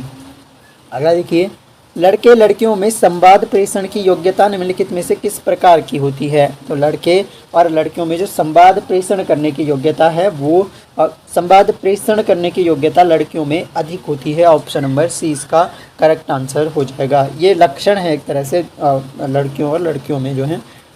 बालक के समाजीकरण में कौन से तत्व बाधक हैं? बाधक तत्व बताने हैं। समाजीकरण में कौन से तत्व बाधक हैं जो हमारे समाजीकरण को रोकते हैं? माता पिता का पक्षपातपूर्ण व्यवहार है, माता पिता का प्यार ना मिलना, अनुचित दंड एवं असुरक्षा। तो ये सभी जो हैं आपके समाजीकरण में बाधक तत्व हैं, इनसे समाजीकरण प्रभावित होता है। अगला देखिए, निम्न आर्थिक सामाजिक वर्ग में निम्नलिखित में से किसकी कमी संवाद प्रेषण का प्रतिकूल प्रभाव डालती है? तो जो निम्न आर्थिक सामाजिक वर्ग है अगर उसमें जो है जो किस चीज़ की कमी, जैसे रेडियो टेलीविज़न की कमी से वो क्या करते हैं, उनका संवाद प्रेषण जो है वो अच्छा नहीं हो पाता है।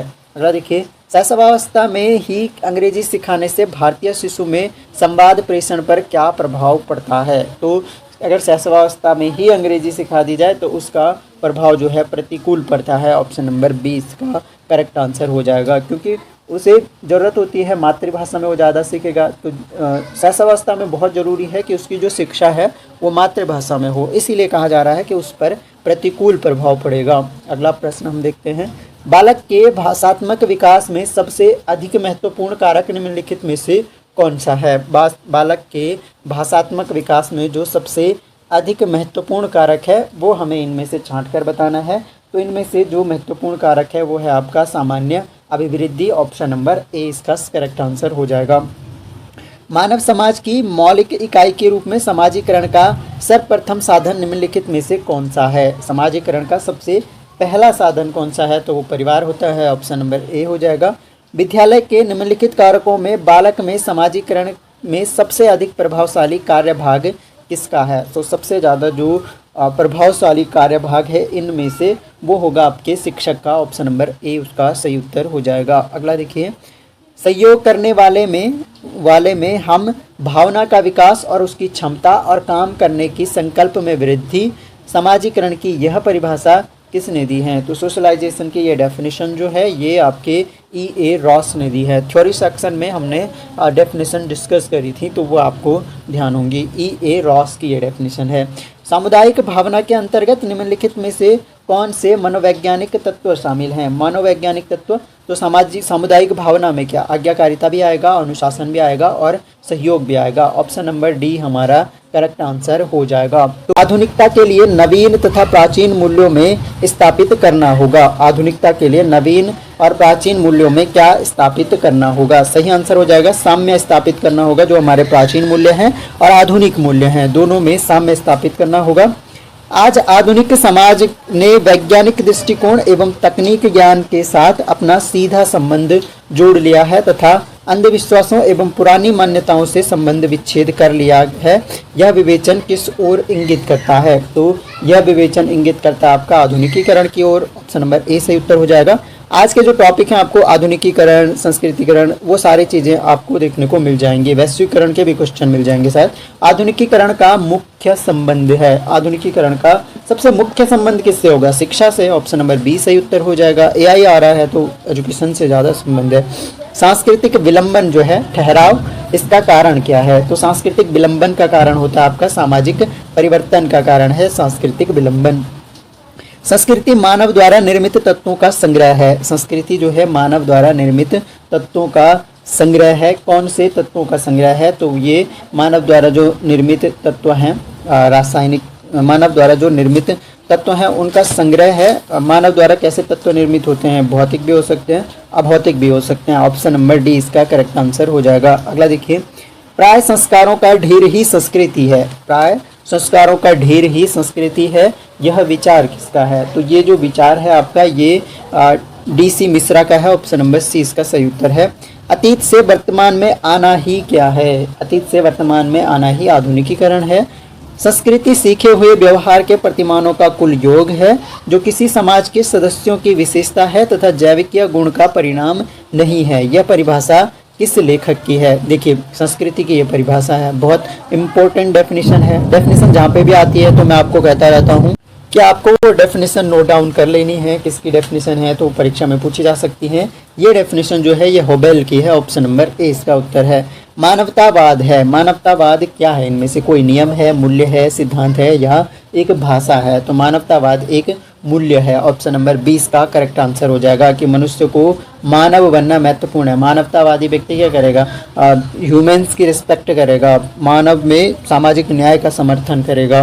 तो मानवतावाद जो है एक मूल्य है, बहुत विशेष मूल्य है।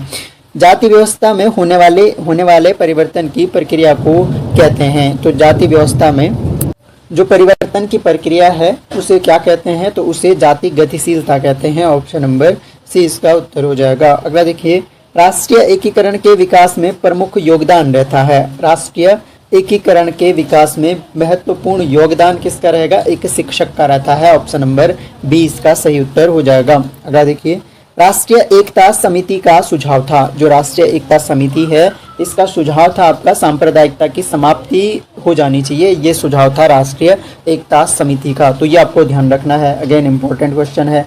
अगला हम देखते हैं, राष्ट्रीय एकीकरण के मार्ग में प्रमुख बाधा है। राष्ट्रीय एकीकरण के मार्ग में प्रमुख बाधा राष्ट्रीय एकीकरण में क्या होगा? इनमें से साक्षरता, अर्थवाद, क्षेत्रवाद या मानवतावाद। सही आंसर हो जाएगा क्षेत्रवाद जो है वो बहुत बड़ी बाधा है राष्ट्रीय एकीकरण में। राष्ट्रीय एकीकरण की आवश्यकता है। क्यों आवश्यकता है? राष्ट्रीय एकीकरण की आवश्यकता क्यों है? विभिन्नता में एकता लाने के लिए, भारत को प्राचीन जैसा देखने के लिए नहीं, इसके लिए तो नहीं है, सांस्कृतिक ठहराव के लिए भी नहीं है, तो विभिन्नता में एकता लाने के लिए राष्ट्रीय एकीकरण की। अगला क्वेश्चन है, भावात्मक एकता से मेरा अभिप्राय है हमारे विचारों और भावनाओं की एकता एवं पृथकता की भावनाओं का दमन। यह शब्द किसने कहे थे? भावात्मक एकता हमने डिटेल में पढ़ा है, राष्ट्रीय एकता भी पढ़ा है, भावात्मक एकता भी पढ़ा है। तो ये जो टॉपिक है इनसे रिलेटेड डेफिनेशंस भी आ गई हैं, जो नहीं आई हैं वो इन वीडियोस में कवर करवा रहा हूँ। तो ये आपके लिए बहुत इंपॉर्टेंट है, आप नोट डाउन कर, क्योंकि कुछ भी तो पूछा जा सकता है ना, कोई भी स्टेटमेंट आके पूछ सकते हैं। तो इसका जो सही आंसर है ये जवाहरलाल नेहरू की स्टेटमेंट है, ऑप्शन नंबर डी सही उत्तर हो जाएगा। अगला प्रश्न देखते हैं, भारत में भावात्मक राष्ट्रीय एकता कुछ न कुछ सदैव रहती है। भावात्मक राष्ट्रीय एकता कुछ न कुछ सदैव रहती है, भारत की बात की जा रही है, और यह स्टेटमेंट जो है ये भी जवाहरलाल नेहरू का है, ऑप्शन नंबर 20 का भी सही आंसर है। अगला क्वेश्चन देखते हैं, राष्ट्रीय एकता के लिए कोठारी आयोग ने संस्तुति की है, नहीं की है, या संभवतः नहीं की है, या हो सकता है कि हो। तो इस तरह के ऑप्शन भी आ सकते हैं। आंसर इसका है कि की है। राष्ट्रीय एकता के लिए कोठारी आयोग ने संस्तुति की है, ऑप्शन नंबर 20 का सही उत्तर है। राष्ट्रीय एकता के विकास में कठिनाई है। क्या कठिनाई है राष्ट्रीय एकता के विकास में? तो राष्ट्रीय एकता के विकास में कठिनाई है सांप्रदायिकता की। सांप्रदायिकता जो है हमारे देश में, इसका ठीक ठाक प्रभुत्व धीरे धीरे बढ़ता ही जा रहा है, तो ये कठिनाई है राष्ट्रीय एकता के विकास में।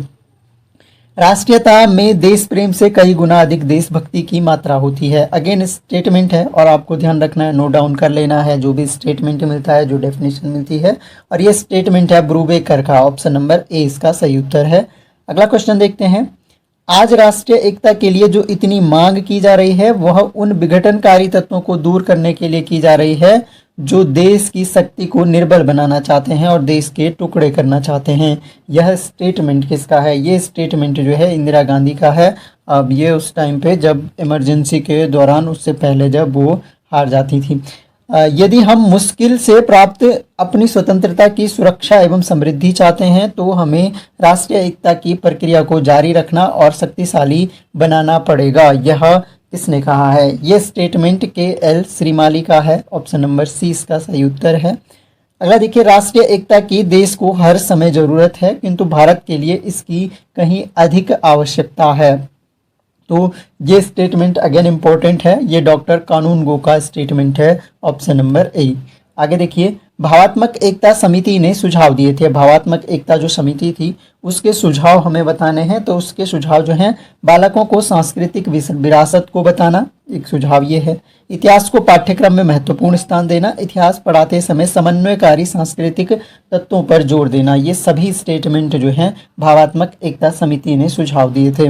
भावात्मक एकता के मार्ग में बाधाएं हैं, बाधाएं बतानी है। क्या बाधाएं हैं भावात्मक एकता? देखिए, आर्थिक विषमताएं रहेंगे तो भी भावात्मक एकता नहीं आ सकती है। सामाजिक विषमताएं, आध्यात्म की उपेक्षा, तो ये सभी जो बाधाएं हैं ये भावात्मक एकता के मार्ग की बाधाएं हैं।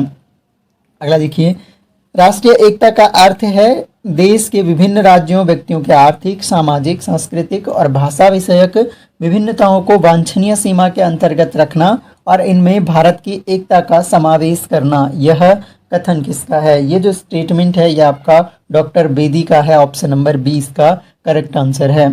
आगे देखिए, राष्ट्रीय एकता साधारण रूप में देश प्रेम की अपेक्षा राष्ट्रभक्ति के अधिक व्यापक क्षेत्र की ओर संकेत करती है। राष्ट्रीयता में स्थान के संबंध के साथ साथ प्रजाति, भाषा, इतिहास, संस्कृति और परंपराओं के संबंध भी प्रदर्शित करती है। अगेन स्टेटमेंट है, आपको ध्यान रखनी है, यह स्टेटमेंट जो है ये भी ब्रूबेकर की स्टेटमेंट है।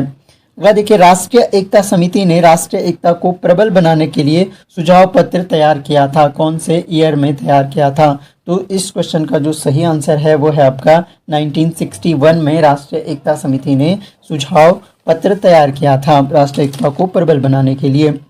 किसके अनुसार अंतर्राष्ट्रीयता एक भावना है जिसके अनुसार व्यक्ति केवल अपने राष्ट्र का ही सदस्य नहीं होता वरन विश्व का नागरिक भी होता है। यह स्टेटमेंट गोल्ड स्मिथ का है। ऑप्शन नंबर ए सही उत्तर है इसका।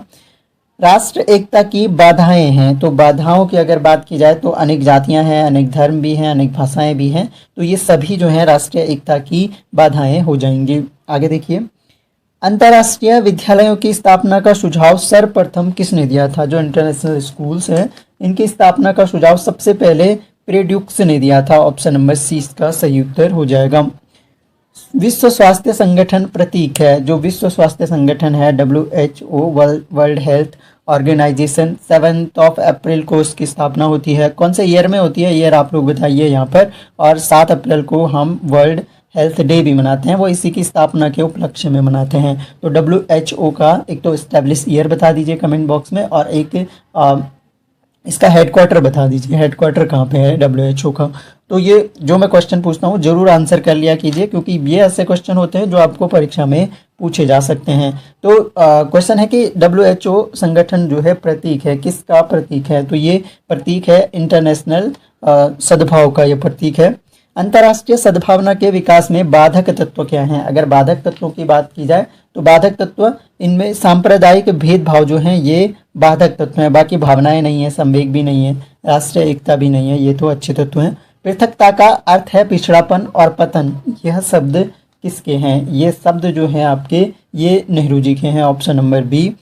विश्वविद्यालय की रोकथाम का मूल साधन है, विश्वविद्यालय की रोकथाम का मूल साधन है, तो मूल साधन जो है अंतर्राष्ट्रीयता के सच्चे स्वरूप का संरक्षण एवं परिवर्धन विश्वविद्यालय की रोकथाम का मूल साधन है। क्वेश्चन थोड़ा सा गलत छप गया, विश्वविद्यालय की रोकथाम नहीं, विश्वविद्यालय की स्थापना के मूल साधन होंगे ये कि अंतर्राष्ट्रीयता के सच्चे स्वरूप का संरक्षण, परिवर्धन, राष्ट्रीय एकता को स्थापित करना, भावात्मक एकता की शिक्षा देना। तो उपरोक्त तीनों ही एक तरह से मूल जो एक तरह से स्थापना के साधन इनको मानेंगे। रोकथाम वाला वर्ड जो है गलत छप गया है, तो ये थोड़ा सा ध्यान रखिए। युद्ध मनुष्यों के मस्तिष्क में प्रारंभ होते हैं, इसलिए शक्ति की सुरक्षा के साधनों का निर्माण मनुष्य के मस्तिष्क में ही किया जाना चाहिए। यह विचारधारा किसने दी है? ये विचारधारा जो है ये यूनेस्को की है। ये आपका जो वैश्वीकरण वाला टॉपिक है, वैश्वीकरण वाला टॉपिक, अंतर्राष्ट्रीय जो सद्भावना वाले जो क्वेश्चन आ रहे हैं तो ये वैश्वीकरण से रिलेट करेंगे आपके। अंतर्राष्ट्रीयता एक भावना है जो व्यक्ति को यह बताती है कि वह अपने राज्य का ही सदस्य नहीं वरन विश्व का एक नागरिक है। यह किसका कथन है? तो अगेन ये कथन जो है अभी हमने डिस्कस किया था, गोल्ड स्मिथ, रिपीट हो गया है, याद रह जाएगा। अंतर्राष्ट्रीय सद्भावना इस ओर ध्यान दिए बिना कि व्यक्ति किस राष्ट्रीयता या संस्कृति के हैं, एक दूसरे के प्रति सब जगह उनके व्यवहार का आलोचनात्मक और निष्पक्ष रूप से निरीक्षण करने व आंकने की योग्यता है। यह शब्द किसके हैं? तो ये जो शब्द हैं आपके ये डॉक्टर WHC लेब्स के हैं। ऑप्शन नंबर ए इसका सही उत्तर है।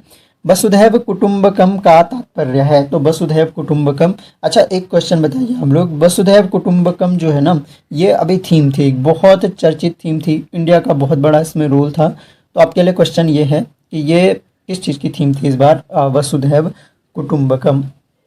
तो क्वेश्चन आपके लिए है, तो क्वेश्चन के आंसर जरूर कीजिए कमेंट बॉक्स में। वसुधैव कुटुंबकम का तात्पर्य क्या होगा? तो वसुधैव कुटुंबकम का तात्पर्य इंटरनेशनल वही अंतर्राष्ट्रीय सद्भावना होता है। ऑप्शन नंबर डी इसका सही उत्तर है। संयुक्त राष्ट्र संघ विकसित रूप है, किसका विकसित रूप है? तो ये विकसित रूप है लीग ऑफ नेशंस था पहले। सामान्यतः मूल प्रवृत्ति का आधार होते हैं, जो मूल प्रवृत्ति हमारी होती है उसके आधार क्या होते हैं? तो हमारे जो मूल्य होते हैं, वैल्यूज होते हैं, वर्च्यूज जो होते हैं वो हमारे मूल प्रवृत्ति के आधार होते हैं।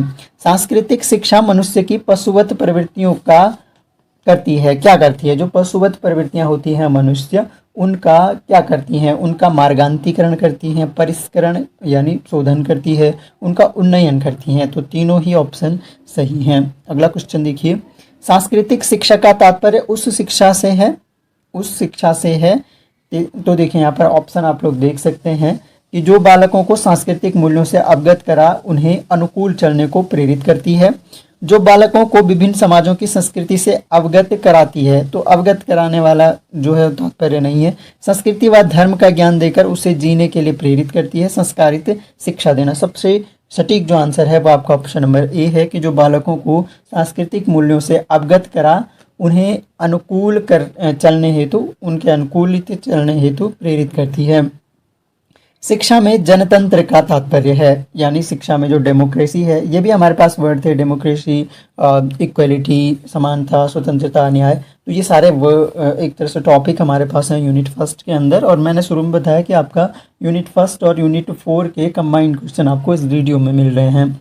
तो शिक्षा में जनतंत्र का तात्पर्य हमें बताना है। शिक्षा में जनतंत्र का तात्पर्य होता है समानता के आधार पर छात्रों का स्वतंत्र विकास करना। ऑप्शन नंबर ए इसका सही उत्तर हो जाएगा। विद्यालय में धार्मिक शिक्षा का क्या स्वरूप होना चाहिए? धार्मिक शिक्षा का स्वरूप कैसा होना चाहिए विद्यालय में?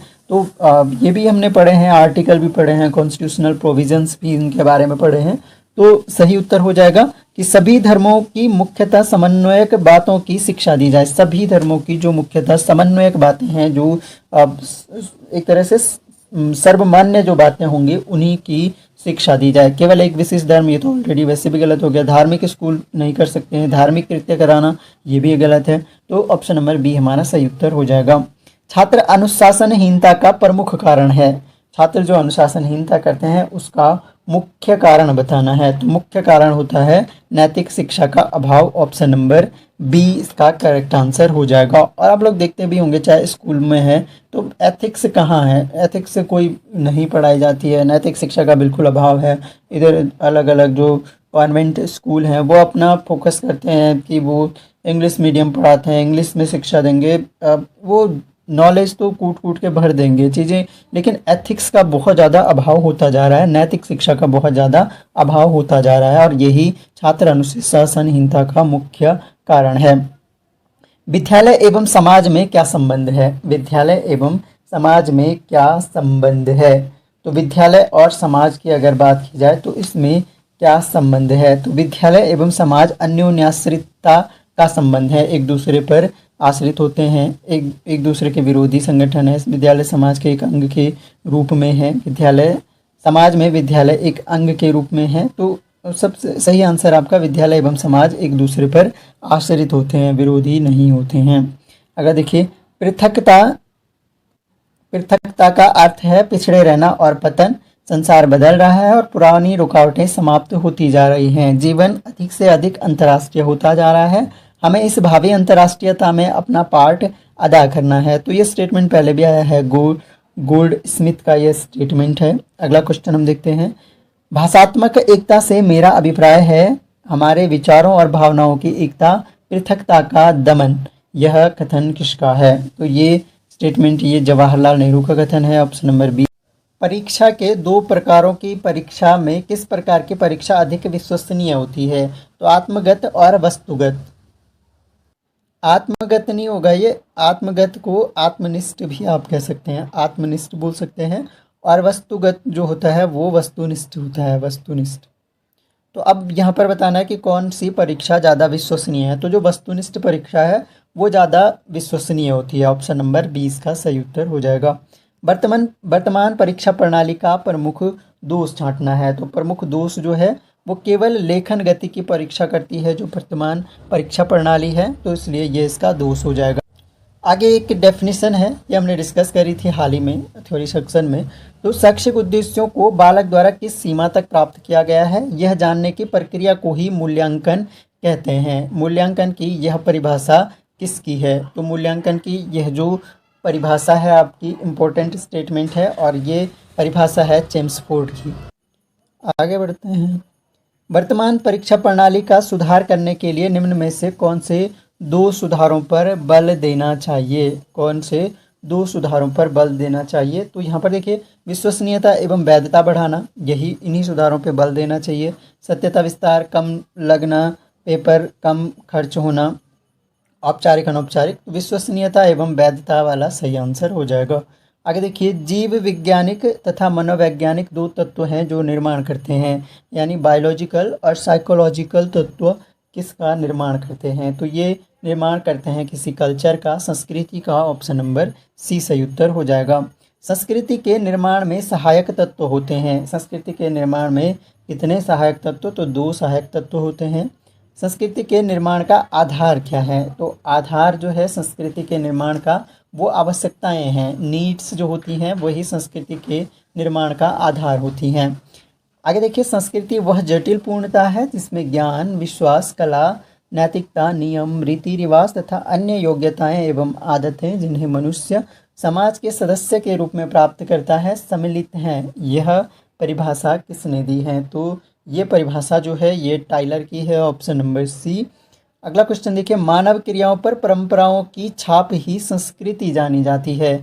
यह किस परिभाषा जो है किसने दी है? तो संस्कृति की यह परिभाषा है और ये सही उत्तर है इसका डॉक्टर के.बी. बुधौड़ी की परिभाषा है। यदि भौतिक संस्कृति में परिवर्तन आता है और अभौतिक संस्कृति अथवा मूल्यों व उद्देश्यों में परिवर्तन नहीं आता है तो उसे सांस्कृतिक ठहराव कहते हैं।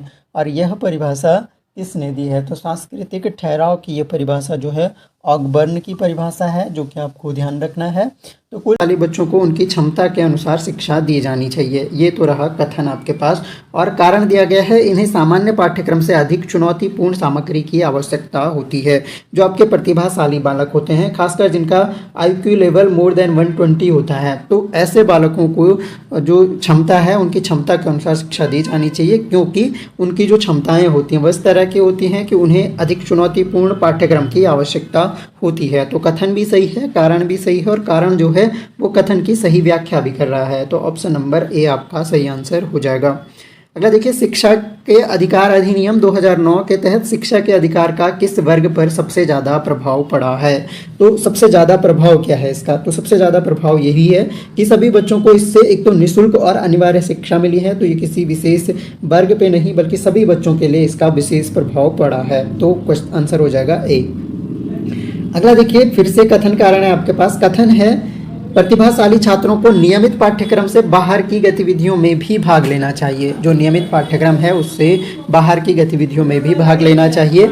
इससे उनकी रचनात्मकता और समस्या सुलझाने की क्षमताओं में वृद्धि होती है। इससे क्या होता है कि उनकी रचनात्मकता और समस्या सुलझाने की क्षमताओं में वृद्धि होती है। देखिए, कथन सही है, कारण भी सही है आपका, लेकिन जो कारण है आपका वो कथन की एकदम सटीक व्याख्या नहीं करता है। तो आंसर हमारा हो जाएगा, दोनों ए और आर सही हैं, लेकिन आर ए की सही व्याख्या नहीं है कि रचनात्मकता और सुलझाने की क्षमता में तो वृद्धि होती है, लेकिन केवल इसके लिए पाठ्यक्रम के बाहर की गतिविधियों में भाग लेना सही नहीं है। इसके अलावा और भी पक्ष होते हैं। अगला है, कथन आपके पास दिया गया है, अपराधी बच्चों के लिए सुधारात्मक शिक्षा कार्यक्रमों की आवश्यकता होती है, और कारण दिया गया है, इन कार्यक्रमों से बच्चों के व्यवहार में सुधार होता है। तो आप देख सकते हैं यहाँ पर कथन है कि अपराधी बच्चों के लिए सुधारात्मक शिक्षा कार्यक्रम बिल्कुल सही है, और कारण भी इसका सही है, इन कार्यक्रमों से बच्चों के व्यवहार में सुधार होता है। तो कथन और कारण दोनों सही हैं, और जो आर है वो एक ही सही व्याख्या भी करता है। अगर देखिए, किस रिपोर्ट ने भारत में शिक्षा की स्थिति पर एक महत्वपूर्ण अध्ययन प्रस्तुत किया है और इसका प्रभावी कार्यान्वयन कैसे किया जाए? तो इस पर, यानी जो शिक्षा पर जो स्थिति है उस पर महत्वपूर्ण रिपोर्ट भी प्रस्तुत की है और उसका कार्यान्वयन कैसे किया जाए वो भी बताया है। तो ये थी सचर कमेटी की रिपोर्ट, ऑप्शन नंबर बी।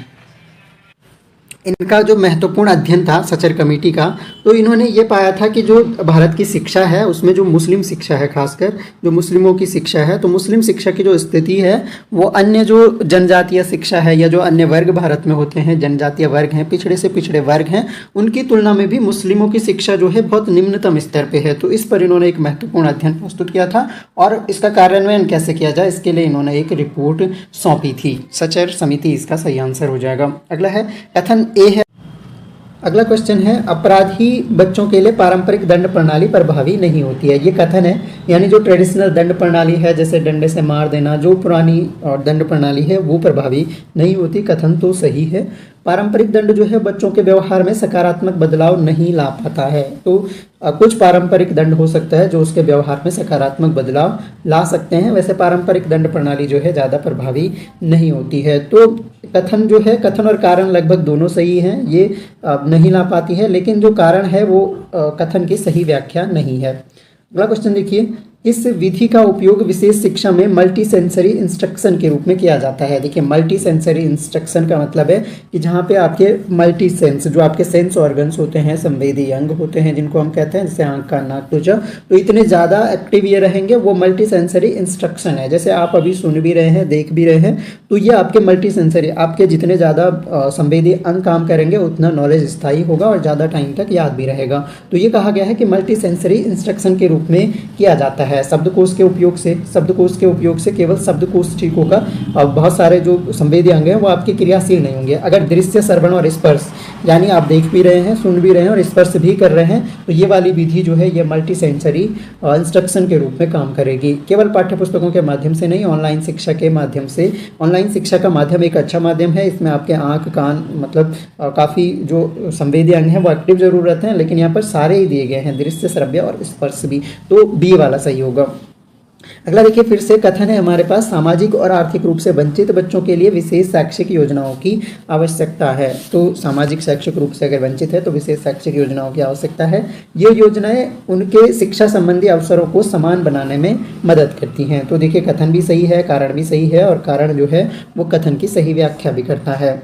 विशेष शिक्षा में इंक्लूसिव प्रैक्टिस में के कौन से तत्व महत्वपूर्ण हैं? जो इंक्लूसिव प्रैक्टिस है उसके लिए कौन सा तत्व महत्वपूर्ण होता है? तो इंक्लूसिव प्रैक्टिस का मतलब, एक तरह से इंक्लूसिव मतलब समावेशी हो गया, यानी समावेशी शिक्षा के लिए कौन सा तत्व महत्वपूर्ण होता है, कुल मिलाकर ये कहा जा रहा है। तो समावेशी यानी सभी को एक जैसी शिक्षा मिलनी चाहिए।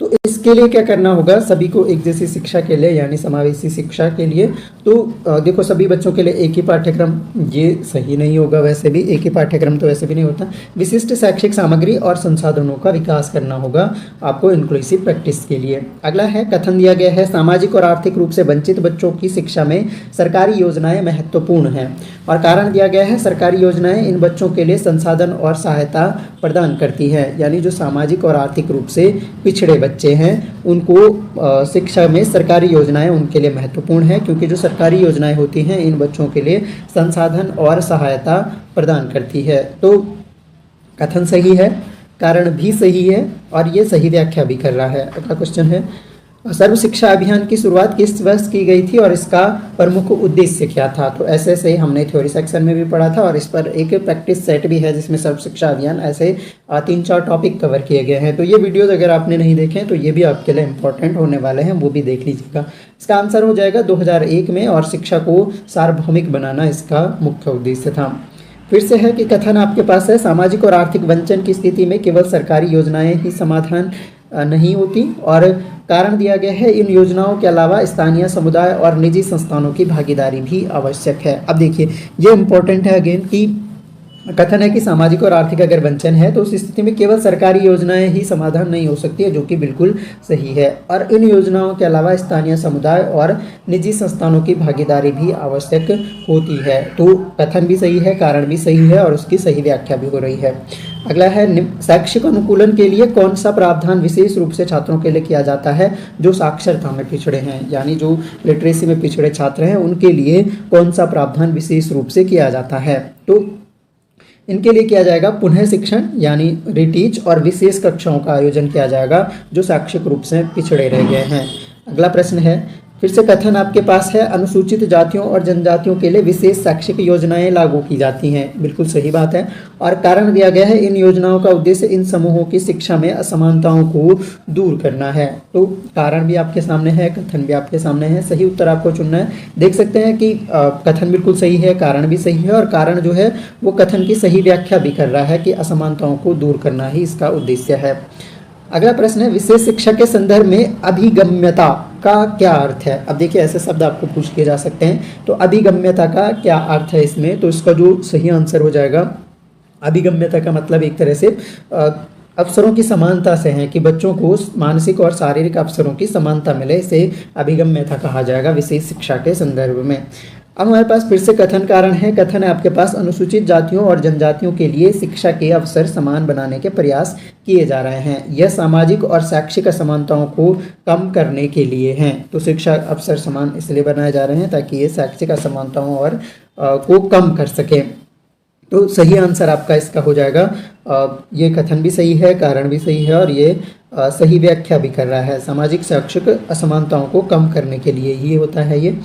अगला क्वेश्चन है, योजना और क्रियान्वयन के संदर्भ में शैक्षिक परिवर्तनों का प्रभाव मूल्यांकन कैसे किया जाता है? शैक्षिक परिवर्तनों का प्रभाव मूल्यांकन कैसे किया जाता है? जो योजना और हमने एक टॉपिक पढ़ा था प्लानिंग, कंट्रोलिंग, ये वाला टॉपिक से ये क्वेश्चन है आपके पास। तो ये कैसे किया जाता है? जो आपका सर्वे और डेटा संग्रह के माध्यम से किया जाता है, सर्वेक्षण किया जाता है और डेटा कलेक्शन किया जाता है। अगला क्वेश्चन है, फिर से कथन है आपके पास, अनुसूचित जातियों और जनजातियों के लिए आरक्षण नीतियां शैक्षिक क्षेत्र में समान अवसर प्रदान करने के उद्देश्य से हैं। जो आरक्षण नीतियां हैं अनुसूचित जातियों और जनजातियों के लिए, वो शैक्षिक क्षेत्र में समान अवसर प्रदान करने के लिए है। और कारण आपको दिया गया है, इन नीतियों से शिक्षा के क्षेत्र में सामाजिक न्याय की दिशा में कदम उठाए जाते हैं। तो देखिए कथन भी सही है और कारण भी सही है। शैक्षिक क्षेत्र में समान अवसरों के लिए आरक्षण नीतियां हैं, बिल्कुल सही है। और इन नीतियों से शिक्षा के क्षेत्र में सामाजिक न्याय की दिशा में कदम उठाए जा रहे हैं, ये सही व्याख्या भी कर रहा है। अगला प्रश्न है, गैर लाभकारी संगठनों की भूमिका की दृष्टि से शिक्षा में सबसे महत्वपूर्ण योगदान क्या होता है? जो गैर लाभकारी संगठन है, विकल्प आपको जरूर देखते रहने हैं और ऑप्शन आपका जो है आपका, जैसे आवश्यक बुनियादी ढांचे का निर्माण, ये नहीं है। शिक्षा के क्षेत्र में जागरूकता फैलाना और समर्थन प्रदान करना, ये जो गैर लाभकारी संगठन होते हैं यानी जो NGOs होते हैं, ये शिक्षा में सबसे महत्वपूर्ण योगदान देते हैं। एक तो ये जागरूकता फैलाने का काम करते हैं, दूसरा आपका ये समर्थन प्रदान करने का भी काम करते हैं। जैसे भुवनेश्वरी महिला आश्रम वगैरह इस तरह की जो ऑर्गेनाइजेशंस थी, तो वो ऐसे काम करती थी। अगला क्वेश्चन है, कथन आपके पास है, भारत में अल्पसंख्यक समूहों के लिए विशेष शिक्षा प्रावधान किए जाते हैं। जो माइनॉरिटीज़ हैं, माइनॉरिटीज़ वाला टॉपिक भी हमने थ्योरी सेक्शन में पढ़ा है डिटेल में। तो ये प्रैक्टिस है आपके लिए, खासकर आपको जिन्होंने थ्योरी सेक्शन हमारा ज्वाइन किया है उनके लिए तो ये बेस्ट प्रैक्टिस सेट है। आपको कहीं जाने की ज़रूरत नहीं पड़ेगी, कोई टेस्ट सीरीज़ खरीदने की भी आपको ज़रूरत नहीं है, कोई नोट्स अलग से खरीदने की ज़रूरत नहीं है। जितना मैंने करवाया है थ्योरी सेक्शन में उसको ठीक से पढ़ लीजिएगा और जो प्रैक्टिस सेट करवा रहा हूँ उसको थोड़ा सा ध्यान से कर लीजिएगा, इनफ हो जाएगा काफ़ी ज़्यादा। और जितना ज़्यादा टाइम आप दे सकते हो प्रैक्टिस को, वो ज़्यादा इंपॉर्टेंट है। रिवीजन जितना अच्छा करोगे उतना बेहतर मार्क्स ले आओगे। और ये प्रावधान उनके सांस्कृतिक और धार्मिक अधिकारों की रक्षा के लिए होते हैं। तो यहाँ पर देखिए आप कि ये भी सही है, कथन भी सही है, कारण भी सही है और सही व्याख्या भी की जा रही है। अगला क्वेश्चन है, निम्नलिखित में से कौन सी नीति विशेष रूप से लड़कियों की शिक्षा को बढ़ावा देने के लिए भारतीय सरकार द्वारा 2020 में लागू की गई? तो ये बहुत आसान क्वेश्चन हो गया आपका, NEP 2020 से रिलेटेड एक क्वेश्चन था और ईजी बन गया वो थोड़ा सा। अगला देखिए, कथन है, पिछड़ी जातियों के लिए शिक्षा में सुधार के उपाय किए जा रहे हैं और कारण दिया गया है, ये उपाय उनके शैक्षिक विकास और समावेशिता को बढ़ावा देते हैं। तो पिछड़ी जातियों के लिए शिक्षा में सुधार के उपाय किए जा रहे हैं, ये सही है। और ये उपाय उनके शैक्षिक विकास और समावेशिता को बढ़ावा देते हैं। तो सही आंसर आपका ऑप्शन नंबर ए हो जाएगा इसका।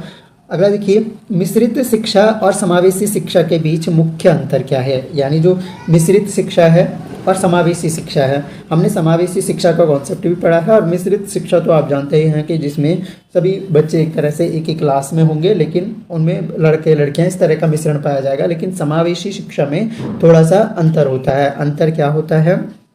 तो यहाँ पर देखिए, मिश्रित शिक्षा केवल विशेष शिक्षा के लिए होती है, यानी विशेष जो शिक्षा है स्पेशल एजुकेशन उसके लिए मिश्रित शिक्षा है। जबकि जो समावेशी शिक्षा है वो सभी छात्रों के लिए होती है। वो पिछड़ा बालक हो, गरीब बालक हो, कमज़ोर बालक हो, शारीरिक रूप से विकलांग बालक हो, वो आपके क्या होते हैं, सभी छात्रों के लिए होती है। लेकिन मिश्रित शिक्षा जो है ये स्पेशल एजुकेशन के लिए होती है।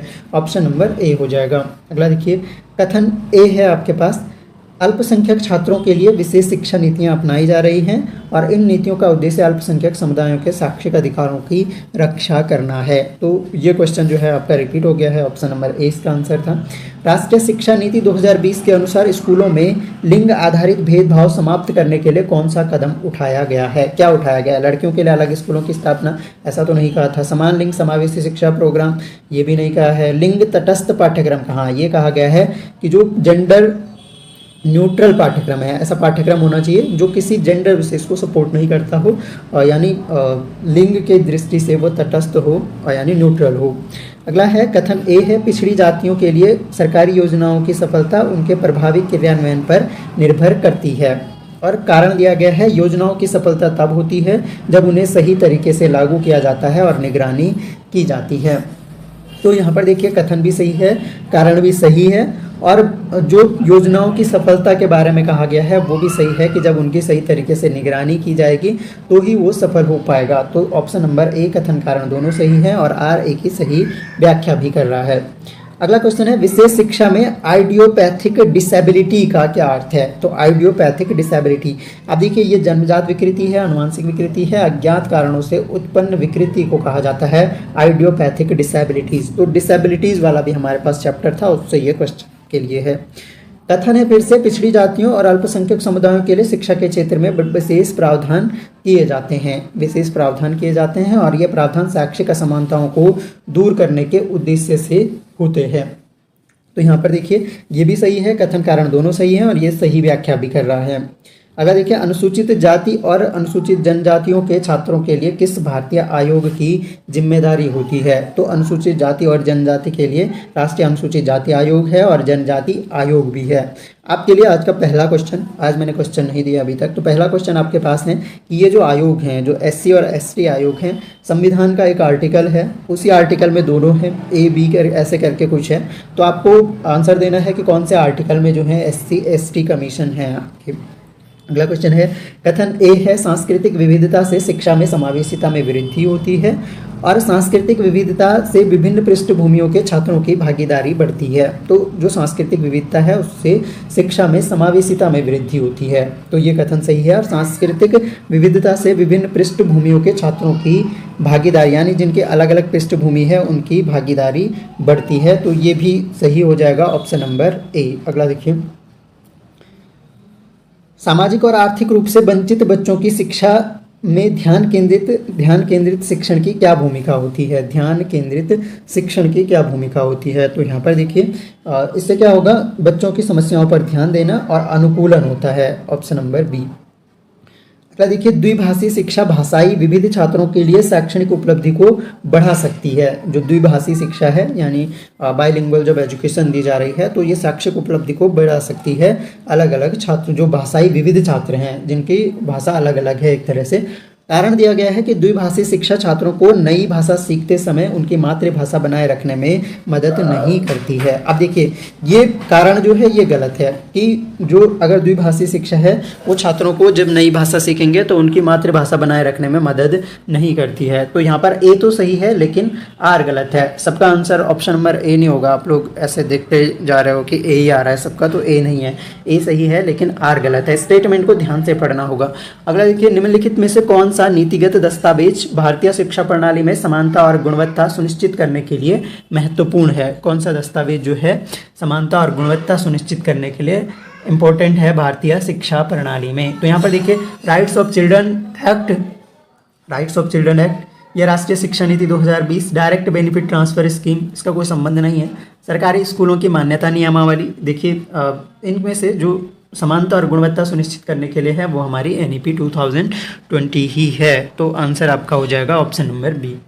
कथन है आपके पास सांस्कृतिक विविधता के कारण विभिन्न शिक्षा प्रणालियों का विकास होना मुश्किल होता है। अब देखिए क्वेश्चन थोड़ा सा घुमा दिया कि जो सांस्कृतिक विविधता है उसके कारण विभिन्न जो अलग अलग प्रकार की शिक्षा प्रणालियां हैं उनका विकास होना मुश्किल होता है। अगर जनरल आप थिंक करोगे तो आपको लगेगा क्योंकि सांस्कृतिक विविधताएं होंगी तो इससे क्या होगा, अलग अलग प्रणालियों का विकास होना मुश्किल होगा। नहीं, ये कथन जो है ये गलत है। कारण देखिए विभिन्न सांस्कृतिक पृष्ठभूमियों के कारण शिक्षण विधियाँ और पाठ्यक्रम भिन्न हो सकते हैं। ये बिल्कुल सही बात है कि अगर अलग अलग सांस्कृतिक पृष्ठभूमियाँ होंगी तो उनके कारण जो शिक्षण विधियां और पाठ्यक्रम हैं वो भी अलग अलग हो सकते हैं। तो यहाँ पर देखिए कथन जो है ये गलत है लेकिन कारण आर सही है। अगला क्वेश्चन है आपके पास समावेशी शिक्षा में धार्मिक विविधता को किस प्रकार से समाहित किया जाता है। जो धार्मिक विविधता है उसे किस प्रकार से समाहित किया जाता है। तो यहाँ पर ऑप्शन आप देख सकते हैं। सही आंसर है कि जो धार्मिक सहिष्णुता है उस पर पाठ्यक्रम में सामग्री शामिल करके धार्मिक विविधता को समाहित कर सकते हैं।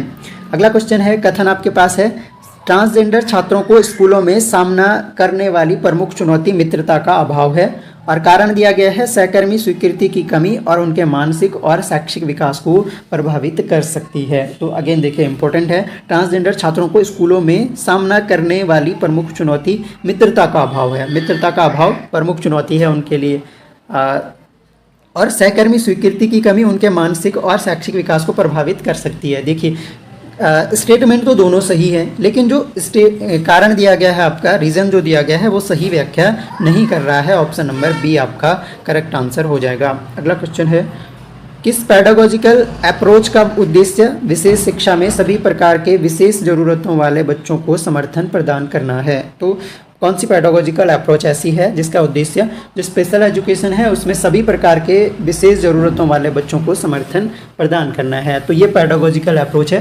पर्सनलाइज्ड लर्निंग अप्रोच, यानी पर्सनलाइज्ड, प्रत्येक बच्चे पर विशेष रूप से एक तरह से ध्यान देकर।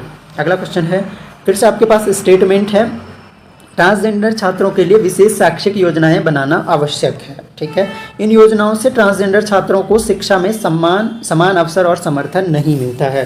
तो अब देखिए, यहाँ पर विशेष शैक्षिक योजनाएं बनाना तो आवश्यक है, लेकिन इन योजनाओं से समान अवसर और समर्थन नहीं मिलता है क्या? इन्हीं से तो समान अवसर और समर्थन मिलता है। तो कथन सही है, कारण आर गलत है। ऑप्शन नंबर सी हो जाएगा। अगला क्वेश्चन हम देखते हैं, किस भारतीय कानून के तहत सभी स्कूलों को विशेष रूप से विकलांग बच्चों के लिए भौतिक और शैक्षिक अनुकूलन प्रदान करने की अनिवार्यता है? कौन सा कानून है? अब देखिए, ये थोड़ा सा मुश्किल क्वेश्चन है। राइट्स ऑफ चिल्ड्रन एक्ट 2009 या अधिकारिता अधिनियम 2016, विशेष आवश्यकताओं के लिए शिक्षा विधेयक 2015 या सभी के लिए शिक्षा कानून 2002? सही आंसर है आपका अधिकारिता अधिनियम 2016। ये खासकर जो है विकलांग बच्चों के लिए है या असक्षम लोगों के लिए अधिकारिता, उनके अधिकारों से रिलेटेड यह कानून है, अधिकारिता अधिनियम 2016। अगला क्वेश्चन है, राष्ट्रीय शिक्षा नीति 2020 के अनुसार विशेष आवश्यकता वाले बच्चों के लिए समावेशी शिक्षा की अवधारणा का उद्देश्य क्या है? जो हमारे एनईपी 2020 है उसमें समावेशी शिक्षा की अवधारणा का उद्देश्य क्या दिया गया है? तो इसका जो करेक्ट आंसर है वो आपका समान स्कूलों में सभी बच्चों को एक साथ शिक्षा प्रदान करना। ऑप्शन नंबर सी हो जाएगा। अगला देखिए, अगला प्रश्न है, लिंग भेदभाव के संदर्भ में राष्ट्रीय शिक्षा नीति 2020 ने किस प्रकार की शिक्षा प्रणाली को बढ़ावा देने की बात की है? तो इसमें बात की है लिंग संवेदनशील शिक्षा की। ऑप्शन नंबर सी हो जाएगा। भारत में अधिकारों की सुरक्षा और पूर्ण भागीदारी अधिनियम विकलांग व्यक्तियों के लिए कब लागू किया गया? अब भाई थोड़े से मुश्किल क्वेश्चन हैं, बहुत ज़्यादा मुश्किल भी हो सकते हैं अगर आपको फैक्ट याद नहीं रहते हैं। अभी कल आपने यूके पीसीएस का पेपर देखा होगा, आप लोगों में से कुछ लोगों ने दिया भी होगा। तो काफ़ी क्वेश्चन जो है जीएस में फैक्ट बेस्ड थे। तो फैक्ट बेस्ड क्वेश्चन अगर आपको ठीक से प्रैक्टिस है तभी आप ठीक से कर पाते हो, नहीं तो जैसे ईयर्स होते हैं इनमें कन्फ्यूजन होना स्वाभाविक सी बात है, हर किसी के साथ हो सकता है। और दूसरा जो आपका सी सेट वाला पेपर था तो वो आपका, अगर आप लोगों में से जो एलटी की तैयारी कर रहे हैं इन लोगों ने दिया होगा तो आपका अच्छा हुआ होगा, क्योंकि उसमें जो कॉम्प्रिहेंसिव था वो साइकोलॉजिकल अप्रोच पे 10 से 15 क्वेश्चन तो ऐसे थे जो आप आसानी से कर सकते थे। तो इसका जो सही आंसर है आपका विकलांग व्यक्तियों के लिए जो अधिकारों की सुरक्षा और पूर्ण भागीदारी अधिनियम है ये 1995 का है। ऑप्शन नंबर बी सही उत्तर है।